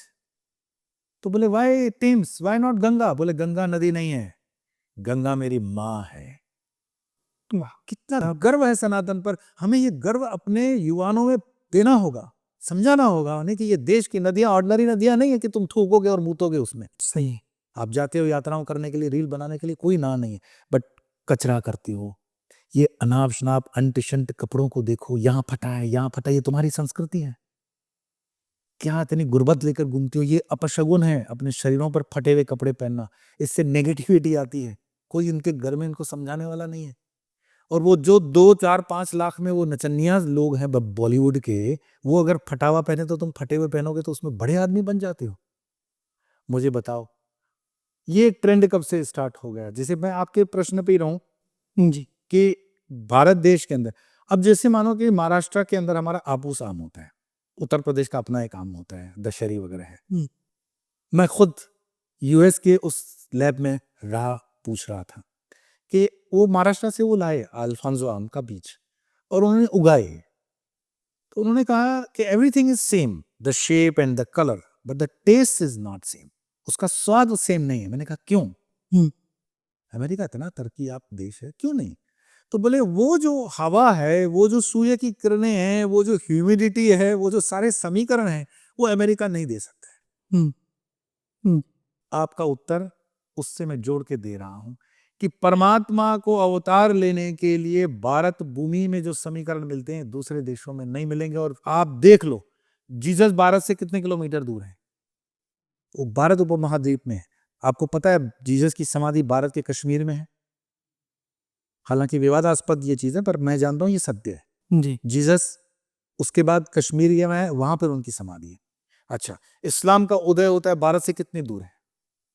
मैं वलसाड़ के अपने आश्रम के समुद्र पे जब खड़ा रहता हूं तो मेरी नाक के सामने सऊदी अरेबिया होता है, कोई बहुत ज्यादा डिस्टेंस नहीं है। तो आप मान सकते हो कि ये वो क्षेत्र है, ये पुण्य क्षेत्र है, ये श्री क्षेत्र है। जैसे हिमालय के अंदर ठंड होती है, आप बोलोगे तो मद्रास में ठंड क्यों नहीं होती? वहां के समीकरण को समझो, थोड़ा सा लॉजिक लगाओ भाई। ये प्रश्न ही अपने अपने एबनॉर्मल है कि भगवान सिर्फ भारत ही उसके लिए स्थान है, दूसरी जगह पे भगवान हो ही नहीं सकता। और ये मेरा अहंकार कहो या मेरा गर्व कहो, और मुझे इस पर गर्व है कि मैं भारतीय हूं, मेरा भारत में जन्म हुआ है। और एक संत कहते हैं कि जब जब तुम्हारा अध्यात्म का उदय होगा तब तब तुम्हें भारत भूमि पे ही आना पड़ेगा। यही रीजन है कि विदेशी जो हैं साधना में वो क्यों आते हैं। वृंदावन में देख रहे हो कितने बिल्कुल अंग्रेज घूम रहे हैं ना, कितने रशियन आते हैं, कितने काशी में घूम रहे हैं, कितने तीर्थों में विदेशी घूम रहे हैं। और हम जो इस भारत भूमि में पैदा हुए, हमें इस भूमि के लिए कोई गर्व नहीं है। तो इस गर्व को कोई कैप्सूल नहीं है कि मैं खिलाऊं आपको आ जाएगा। आपको उसके लिए पढ़ना पड़ेगा, चलना पड़ेगा। मैं यूथ को कहूंगा कि रोना बंद कर दो कि अनएम्प्लॉयमेंट है, नौकरी नहीं मिल रही है। नहीं मिल रही है ना, 6 महीने और नहीं मिलेगी, चलो 6 महीने में नर्मदा परिक्रमा कर लो, देख लो देश क्या है, देख लो स्पिरिचुअलिटी क्या है। और 6 महीने में मेरी गारंटी है, बिल्कुल गारंटी। आप नाम के साथ बताना कि मेरा अनुभव नहीं हुआ है। एक नर्मदा परिक्रमा कर लो, ठीक है, 108 दिन में हो सकती है। आप लगाओ तो 200 दिन लगा लो, कोई दिक्कत नहीं। आपका अनुभव आपको बताएगा कि what is spirituality and what is this country. पर करो तो सही। घर में बैठे बैठे बस बकवास करने से कुछ नहीं होता, चलना पड़ेगा आपको। आपने तो भारत के बारे में इतना सुंदर बताया। यहाँ पे ये बात सही है, बहुत से लोग तो समझते ही नहीं है, बल्कि यहीं के खिलाफ नारे लग जाते हैं।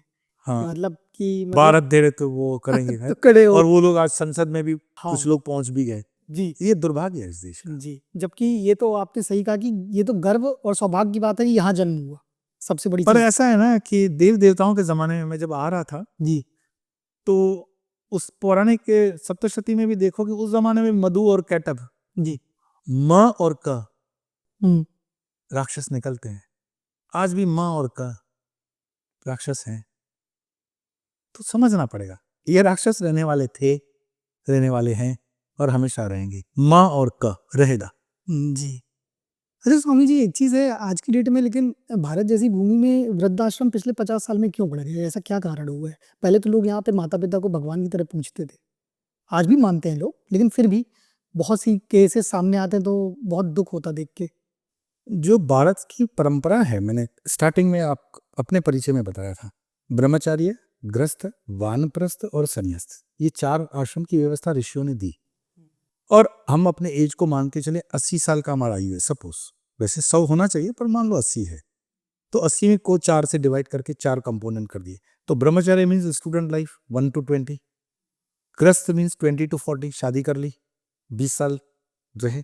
वानप्रस्थ मतलब छोड़ छाड़ के भागना नहीं है, वानप्रस्थ मीन्स वन मतलब डिटैचमेंट की प्रवृत्ति, आप उससे डिटैच होना शुरू करो, इमीडिएट मत करो, स्लोली। तो 40 to 60, 60 में अगर सरकारी है तो भी रिटायर हो जाओगे, बिजनेस में है तो भी रिटायर हो जाओगे, नहीं होता है तो हार्ट अटैक वगैरह से आप हो ही जाओगे, हो गए। और 60 से 80 आपका संन्यास धर्म है। भारत देश के अंदर ये विधर्मियों के आक्रमण से क्या हो गया, वानप्रस्थ आश्रम लुप्त होने लगा। पहले क्या होता था कि बच्चों को पता था, मैं ये आपको 200-250 साल पहले की बात बताता हूँ, कि उनको पता था कि मेरे दादा दादी, मेरे मतलब मेरे माता पिता अभी चारधाम यात्रा में चले जाएंगे, श्राद्ध करवा के जाते थे, हम लौटेंगे नहीं, क्योंकि वो यात्राएं कठिन थी। और ये वानप्रस्थ के अंतिम क्षण में और संन्यास का प्रारंभ होता था, तो वह हरिद्वार पहुंचेंगे, ऋषिकेश होंगे तो संन्यास भी ले लेते थे, ठीक है। तो बच्चों को पता था कि मेरे माता पिता जाने वाले हैं, तो उनकी नजर खराब नहीं होती थी कि प्रॉपर्टी तो आने वाली है, बाय डिफॉल्ट आएगी, तो मन के अंदर जहर नहीं होता था कि मरे तब तो प्रॉपर्टी मिले। आजकल तो बच्चा वेट करता है कि साला बुड्ढा कब मरेगा, और बुड्ढे के मन में ये है कि बेटा नालायक है, मैं इसको तो दूंगा ही नहीं, मैं अपनी दूसरी के साथ सेटिंग कर लूंगा। ये अपभ्रंश हो गया, क्योंकि आपने आश्रम व्यवस्था को डिस्टर्ब कर दिया है। अगर आज भी मैं कहता हूं इस कंसेप्ट क्लियरिटी के साथ हम जी जाएं, ये हमारे धार्मिक आचार्यों की जवाबदारी है। मैं अगर ये चीज बोल रहा हूं तो मैं अपनी थोड़ी बोल रहा हूं, प्रामाणिकता के साथ बोल रहा हूं ना। तो ब्रह्मचर्य, ग्रस्त, वानप्रस्थ आश्रम को ठीक किया तो संन्यास में ऑटोमेटिकली आप सरेंडर होकर आ जाओगे, रुकी सूखी खाना शुरू करोगे, वैसे भी डाइजेशन पावर वीक हो जाता है, 60 के बाद वैसे भी आपकी कोई बहुत बड़ी रिक्वायरमेंट्स नहीं रहती है, फिजिकल रिक्वायरमेंट्स भी कम हो जाती है एवरेज, तो आप संन्यास्त धर्म में स्थापित होते हो। पर आक्रांताओं के कारण ये डिस्टर्ब होने से वानप्रस्थ वाला कंपोनेंट हमने हटा दिया, तो ब्रह्मचर्य के तो डंक के कितने हैं आप जानते हो। गृहस्थी में आपने देख लिया, आजकल ब्याह तो होता नहीं, आजकल तो शादी होती है इसलिए तलाक होता है ना। हमने दूसरों की संस्कृति के शब्द लिए, दूसरों की संस्कृति के संस्कार लिए, शादी शब्द है ही नहीं हमारा, शादी होती ही नहीं है। राम जी की शादी हुई थी क्या? राम जी का विवाह हुआ है, राम जी का विवाह हुआ है तो इतनी गड़बड़ होने के बाद भी तलाक नहीं हुआ। आज अगर राम अवतार लेंगे तो उनको भारतीय संविधान के अनुसार शादी करनी पड़ेगी, है ना, रजिस्टर करवाना पड़ेगा। तो हमें हमारी संस्कृति पे लौटना पड़ेगा, हमारा संविधान में भी जहां जहां जरूरी है उसको थोड़ा परिवर्तन देना पड़ेगा, ये आवश्यकता है। तो आज मैंने कहा शादियां हो रही है, विवाह नहीं हो रही, विवाह होने, और विवाह भी गलत टाइम पे हो रहे हैं। आक्रांताओं के डर से रात में शादियां की जाती थी, आजकल ट्रेंड बना हुआ है कि रात में शादी होती है। सूर्य के अनुपस्थिति में कौन से तुम यज्ञ करके शादी कर रहे हो? शादियों के टूटने का कारण है ये जी। विवाह जो होते हैं वो पर्टिकुलर नक्षत्र, पर्टिकुलर टाइम, जो स्थिर मुहूर्त होता है उसमें होते हैं।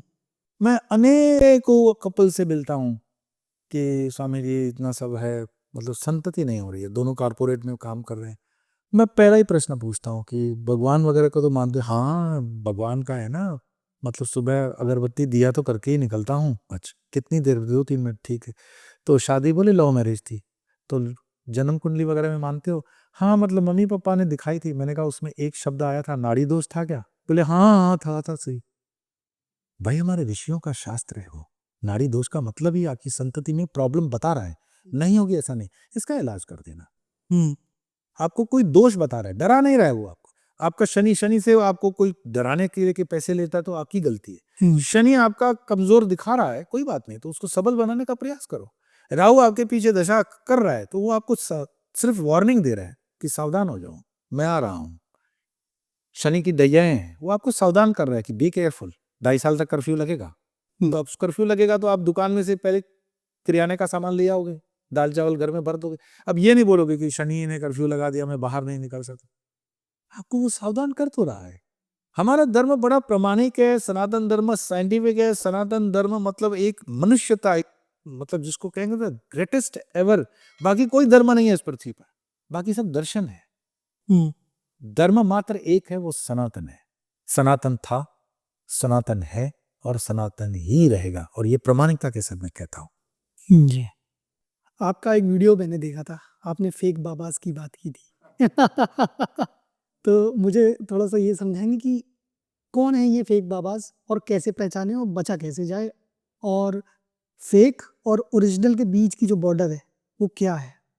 देखो, एक वो चौकसी करके यहाँ इस देश से भागा है, हीरे का व्यापारी है ना? तो वो हीरों का व्यापारी था, शायद गुजराती है। हम्म। तो मैं उसका केस स्टडी कर रहा था। मैं लर्निंग, मेरी मतलब भगवान की कृपा है, मैं उसको साइकोलॉजिकली समझने की कोशिश कर रहा था। आप जानते हो, वो हीरो का ऑथेंटिक व्यापारी था और उसके क्लाइंट जो थे ना, करोड़पति लोग थे। और वो सबके घर पे जाकर के मतलब बताता कि भाभी जी आपके लिए बहुत बढ़िया हीरो का सेट है, इतने करोड़ का ये सेट होगा। तो वो ले लेते थे, बड़ी पार्टियां शार्टियां देते थे, वो नचनियां नाचती होंगी, पार्टियां शार्टियां होती होंगी दारू दफे की। तो धंधा खूब जमा लिया उसने। जिनको भी ये सेट बेचे वो सारे नकली हीरे थे। हम्म। अब मुझे बताओ, बेचने वाला बेईमान या लेने वाला मूर्ख? लेने वाला मूर्ख। लेने वाला ही मूर्ख है। बेचने वाला, आपको हीरे की पता है नहीं हम्म। और आप हीरा लेने पहुंचते हो। मेरे कई मित्र आते, बोलते सूरत के अंदर ना हीरो की बड़ी मार्केट है, तो आप हमको हीरे दिलवाइए। मैंने बोला नारायण एक बात बताओ, मैंने 7 जन्मों में कभी हीरे लिए नहीं, हीरे की मुझे परख भी नहीं है। तो मुझे अमेरिकन चमकता हुआ डायमंड दोगे ना पत्थर, में हीरा ही मानूंगा। ना मैं पहनता हूं ना मैं वो बोलता हूं, मेरे ये सब्जेक्ट नहीं है। और आप लेने जा रहे हो तो आपको पता तो होना चाहिए कि ये प्रामाणिकता के साथ। इसी तरह फेक बाबाज हैं। हम्म। आपकी मानो की जरूरत है, धर्म के गाइडेंस की जरूरत है, तो फेक बाबा वो फंगस है, वो तब पलती है, वो आपके भय के ऊपर पलती है। जहां आप पहुंच गए कि बाबा जी कुछ तो करो, शनि हमारा खराब है, खत्म। शनि खराब है, उसको पहला तो आपने ही क्लू बता दिया। अब उसके शनि के बाद उसने राहु और बाकी की भी बैंड बजा देगा। इतना डरा देगा, इतना डरा देगा, मैं बता रहा हूं कि 1.25 लाख 1.5 लाख से स्टार्ट करेगा। बंबई में हम जाते हैं फुटपाथ पे, तो फुटपाथ पे मतलब ऐसे अनुभव जो बताते हैं उनके अनुभव से ही बता रहा हूँ, मैं लिटरली जाता हूँ ऐसा मत समझना। तो आपको वो कपड़े बेचता है, हाँ जी हाँ जी ये ड्रेस है, बिल्कुल नाम लेगा, ऐश्वर्या राय ये पहनती है, स्मिता सेन ये पहनती है, ये ड्रेस है। तो आप खड़े होकर के देखते हो, वाकई में ये डिजाइनर ड्रेस तो है। कितने की है? 5,000। आप चलते हो, नहीं ये तो नहीं है, आपको छोड़ेगा नहीं, पकड़ लेगा। कितना दोगे आप? अब मुझे बताओ, शरीफ आदमी गिर गिर के कितना गिरेगा? आप बोलोगे नहीं भाई 5,000 से, आज ठीक है ना, आप कितने दोगे? जो वहां का रेगुलर होता है ना, वो उसको बोल देता है भाई कल 100 रुपए में ले गया हूं। वो उसको साइड में लेके बोलता है 125 दे दोगे? लेकिन बाहर वाला आदमी वो चीज 3,000 में ले आएगा। फेक बाबास के ऊपर ही आ रहा हूं। आपने अपनी कमजोरी उसको बता दी है, अब वो आपको छोड़ेगा नहीं। हम्म। या तो पितृ आपके रास्ते पे लटका देगा, या तो भागवत की कथाओं में उलझा देगा, या तो तीर्थों में लटका देगा, या कोई दूसरे इसमें लगा देगा। ये एक किस्म का, मैं कहूंगा स्पिरिचुअलिटी का ग्रे मार्केट है। जैसे ग्रे नेट होता है ना, ये ग्रे मार्केट है। इसमें उनको मेकअप शेकअप अलके जलके छटके मटके सब लगाने पड़ते हैं। वो बहुत मार्केट, उसका पीआर होता है। हम्म। मैंने एक फेक बाबा का नाम भी लिया था, उनका पीआर कंपनी पूरा काम करता है इस पे। आप सोचो, बॉलीवुड के शोज पे वो जाते हैं और लोग सोचते हैं कि वो बाबा बड़ा होगा तभी तो एक्टर के साथ बैठा हुआ है। हम्म। आप जैसे पॉडकास्ट के ऊपर भी ये फेक बाबास पैसे दे के आते हैं कुछ। आपके कमेंट में पूछेगा कि मैंने भी दिया है, तो मैं बताऊं हाँ दिया है, चल बता। अगर उसकी दृष्टि खराब है तो we can not help it. Hmm. But the thing is कि ऐसे इन चीजों को एनकरेज कर कौन रहा है? हम्म। आपका अज्ञान, आपका डर। सही। आप इतने डरे डरे हो क्यों? कि आपको बाबाओं की जरूरत पड़ती क्यों? आप बाबाओं को गाली दे सकते हो, पर आपको कौन जबरदस्ती से बोल रहा है बाबाओं के चरण में जा? आप बोल रहे हो संत डोंगी होते हैं, आप जा क्यों रहे हो? कौन आपको इनविटेशन दे रहा है? और हम्म। आपने कौन सा ये लिखा हुआ है ग्रंथ के अंदर कि संत तो सेवा के लिए पैदा होता है? भाई हमने लिख के दिया तुम्हें? हमने तुम्हारे लिए संन्यास लिया है क्या? हमने अपने निजानंद के लिए लिया। तुम आओगे, विनम्रता से आओगे, उसके प्रोटोकॉल करोगे, तो लठ भी आपकी है, सजा भी आपकी है, जज भी आपकी और जेल भी आपकी है, नहीं चलेगा। इसीलिए भुगतने वाला भी वही है। हम्म। ऐसा नहीं, मेरे मेरे संपर्क में जितने भी हैं 24 कैरेट गोल्ड है, बहुत अच्छे लोग हैं, जेन्युइन लोग हैं। एक क्लास, मतलब जिसको इंटेलेक्चुअल बोलेंगे, बुद्धि वाला व्यक्ति है। दुर्बुद्धि मेरे साथ जल्दी ही नहीं सकता, हमें उसके ऑरा से पता पड़ता है कि दुर्बुद्धि है ना। और हर कमेंट पे मैं विचलित भी नहीं होता हूँ, मैं जवाब भी नहीं देता हूँ, गिनता ही नहीं है उसको। और वो अपनी गिनती बढ़ाता है तो अच्छा ही है, चैनल को फायदा होता है जी सही बात। ना। गलत कमेंट भी करो तो चैनल को फायदा होता है। जी। तो ऐसे दुर्बुद्धियों का हम फायदा उठा ही लेते हैं। पर दुर्बुद्धि अगर फेक बाबाओं के चक्कर में जाएगा तो वो अपनी मर्जी से जा रहा है, अपने होश से जा रहा है, बाबा उसको कभी इनवाइट नहीं कर रहा है, कोई भी, आप उसकी मार्केट को एनकरेज कर रहे हो। ठीक है, और फिर गाली देते हो कि आपने सो एंड सो, मानो कि पॉलिटिकल गिमिक के अनुसार कोई संत जेल में है, आप उसके केस के बारे में कितना जानते हो? सही है। आप कैसे जानते हो कि वो जेल में है, जो केस है वो सही है? और आप अपने हिंदू होकर के हिंदू संतों के ऊपर लांछन लगाते हो, शर्म नहीं आती? आप मतलब विधर्मियों के पादरियों को बहुत पावन पवित्र मानते हो, आप चल रहे हो मुल्लों को मतलब बहुत पवित्र मानते हो, उसके कांड बाहर नहीं आते, क्योंकि हमारी जो सिस्टम है वो हिंदू के लिए बहुत कमजोर है। हिंदू इस देश का मतलब सोचो कितना बदकिस्मत जीव है कि अपना हिंदू राष्ट्र पृथ्वी पर एक भी नहीं बना पाया है। सही। और उसके अंदर इसकी पीड़ा भी नहीं है, और उसको पूछो तो हाँ भगवान की इच्छा है, इसे मरे मरे जवाब देगा वो, और फालतू के इन चीजों में उखड़ेगा। तो ये फेक बाबास को कोई पैदा नहीं करता, जनता ही पैदा करती है, उनका ज्ञान पैदा करता है, उनकी कमजोरी, उनका डर पैदा करता है। और फेक बाबा की कोई इसे इंटरेस्ट ही नहीं है कि सांचे से निकले। तो मैं तो सिर्फ जगाने आया हूँ, मैं नहीं कहता हूँ कि तुम जाना है तो जाओ, पर मैं जगाने आया हूँ, जगाना मेरा काम है, और जग जाओ तो भला है, नहीं तो फिर चिल्लाना बंद कर दो। तो फेक बाबा हमेशा थे, हैं। भगवान राम के जमाने में फेक बाबा बनकर के सीता का हरण हो गया, सही। तो फेक बाबा तो तभी भी थे।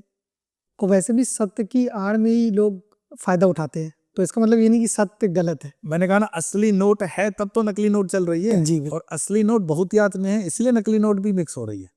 तो संत की मेजोरिटी ज्यादा है, फेक बाबास कम है, लेकिन फेक बाबास दिखाई देते हैं ना, और उनकी वजह से पूरा खराब हो रहा है। वास्तव में संत जो होते हैं वो, मैं तो जीवन जिया है और जी रहा हूं, मुझे संतों के लिए, गेरुआ के लिए रामकृष्ण परमहंस कहते हैं कि गधे पे भी गेरुआ हो तो प्रणाम करना चाहिए। रामकृष्ण इतना बोल करके चले गए, मैं उसमें दूसरा सेंटेंस अपनी तरफ से डालता हूँ कि गधे पे भी गेरुआ हो तो प्रणाम करना चाहिए, पर अगर गेरुआ में गधा हो तो विचार आपको करना है। आप बोलोगे नहीं, रामकृष्ण ने कहा है कि गधे पे भी गेरुआ हो तो प्रणाम करना चाहिए, बात सही है, पर गधे पे गेरुआ है, पर गेरुआ में अगर गधा है तो क्या करोगे? तो आपको समझना है उस पे, और आपको आंखें खोलनी है।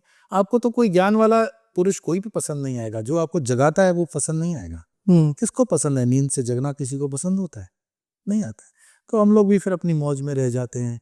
तो हमेशा कोई पूछता है, साधु महात्मा हिमालय में क्यों रहते हैं?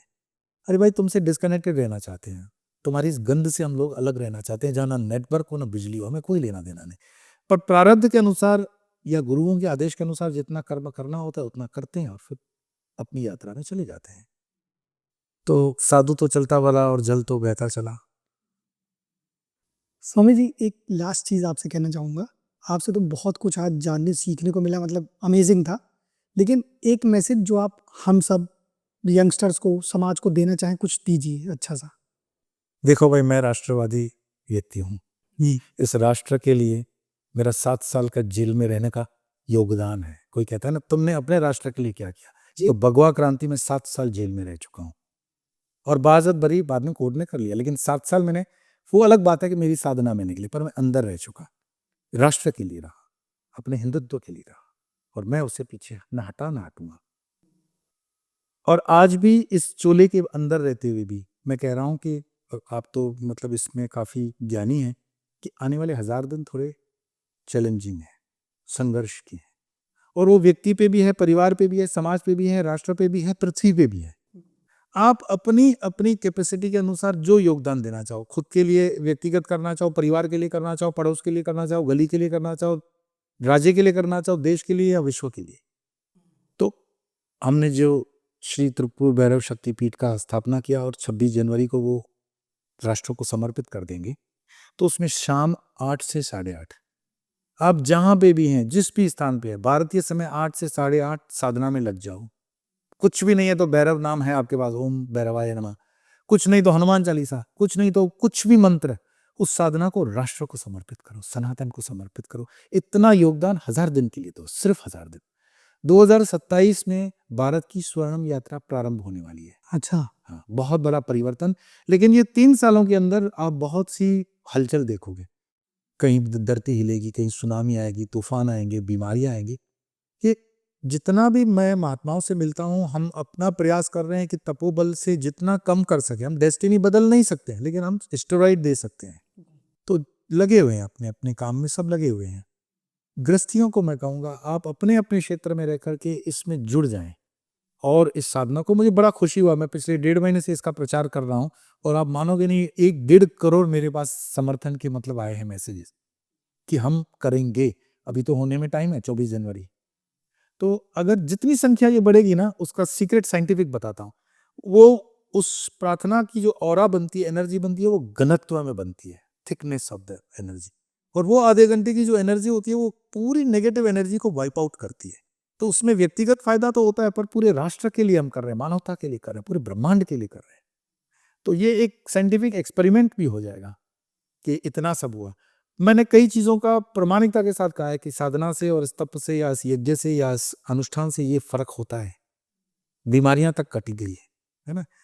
तो ये 1000 दिन के अंदर अगर आधे घंटे दे सके, मेरा कोई व्यक्तिगत स्वार्थ तो उसमें नहीं है, और उसमें कहीं कोई आप भी शुल्क नहीं रहेगा, मैं भी नहीं दूंगा। जी। ठीक है, जहाँ पे भी है, जो भी साधना जानते हैं, नहीं भी जानते हैं, तो कम से कम ओम नमः शिवाय जप लो, पर करो, राष्ट्र के लिए करो, सनातन के लिए करो, और 1000 दिन को पार कर लो। एक बार 1000 दिन आप पार कर गए और भगवान ने हमको जीवित रखा एक दूसरे के सामने, तो ये भारत का स्वर्णिम काल आप देखोगे। भारत गुरु स्थान पर पहुंच चुका है, उसकी प्रतीति अभी आपको नहीं हो रही है, लेकिन 27 में आपको हो जाएगी। मतलब कहीं ना कहीं ये फाइनल एग्जाम है। हाँ, ये फाइनल एग्जाम है, और ऐसा मैच है जहां भारत को जीतने के लिए मात्र 6 रन चाहिए और 6 बार बॉल बचे हुए हैं, और विकेट आखिरी काम कर रहा है, या ज्यादा से ज्यादा 9 विकेट आउट है, 1 विकेट होगा, इस तरह की स्थिति है। तो बहुत प्रेशर में मैच है, हारेंगे नहीं, जीत जाएंगे, लेकिन थोड़ा सा लाइन एंड लेंथ मेंटेन करते हुए चलना है। तो आधा घंटा आप राष्ट्र के लिए कर सकते हैं।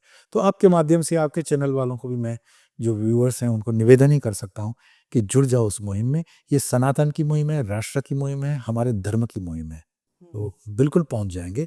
हमें दिख रहा है, सूर्य की वो लालिमा दिख रही है, बट थोड़ा सा पुश चाहिए बस। जी स्वामी जी, बहुत अच्छा लगा आज आपके साथ ये पॉडकास्ट लेने में, और सौभाग्य था कि आपने समय दिया।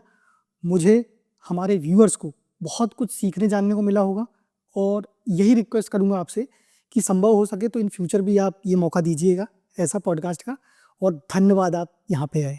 पर आपकी पूरी टीम, आपके पूरे व्यूअर्स को मैं हृदय से धन्यवाद देता हूँ, और परमात्मा की इच्छा जो रही, तो बिल्कुल इस सेवा यज्ञ में मेरा जो भी योगदान है, मैं बिल्कुल देता रहूँगा। नमो नारायण। नमो नारायण।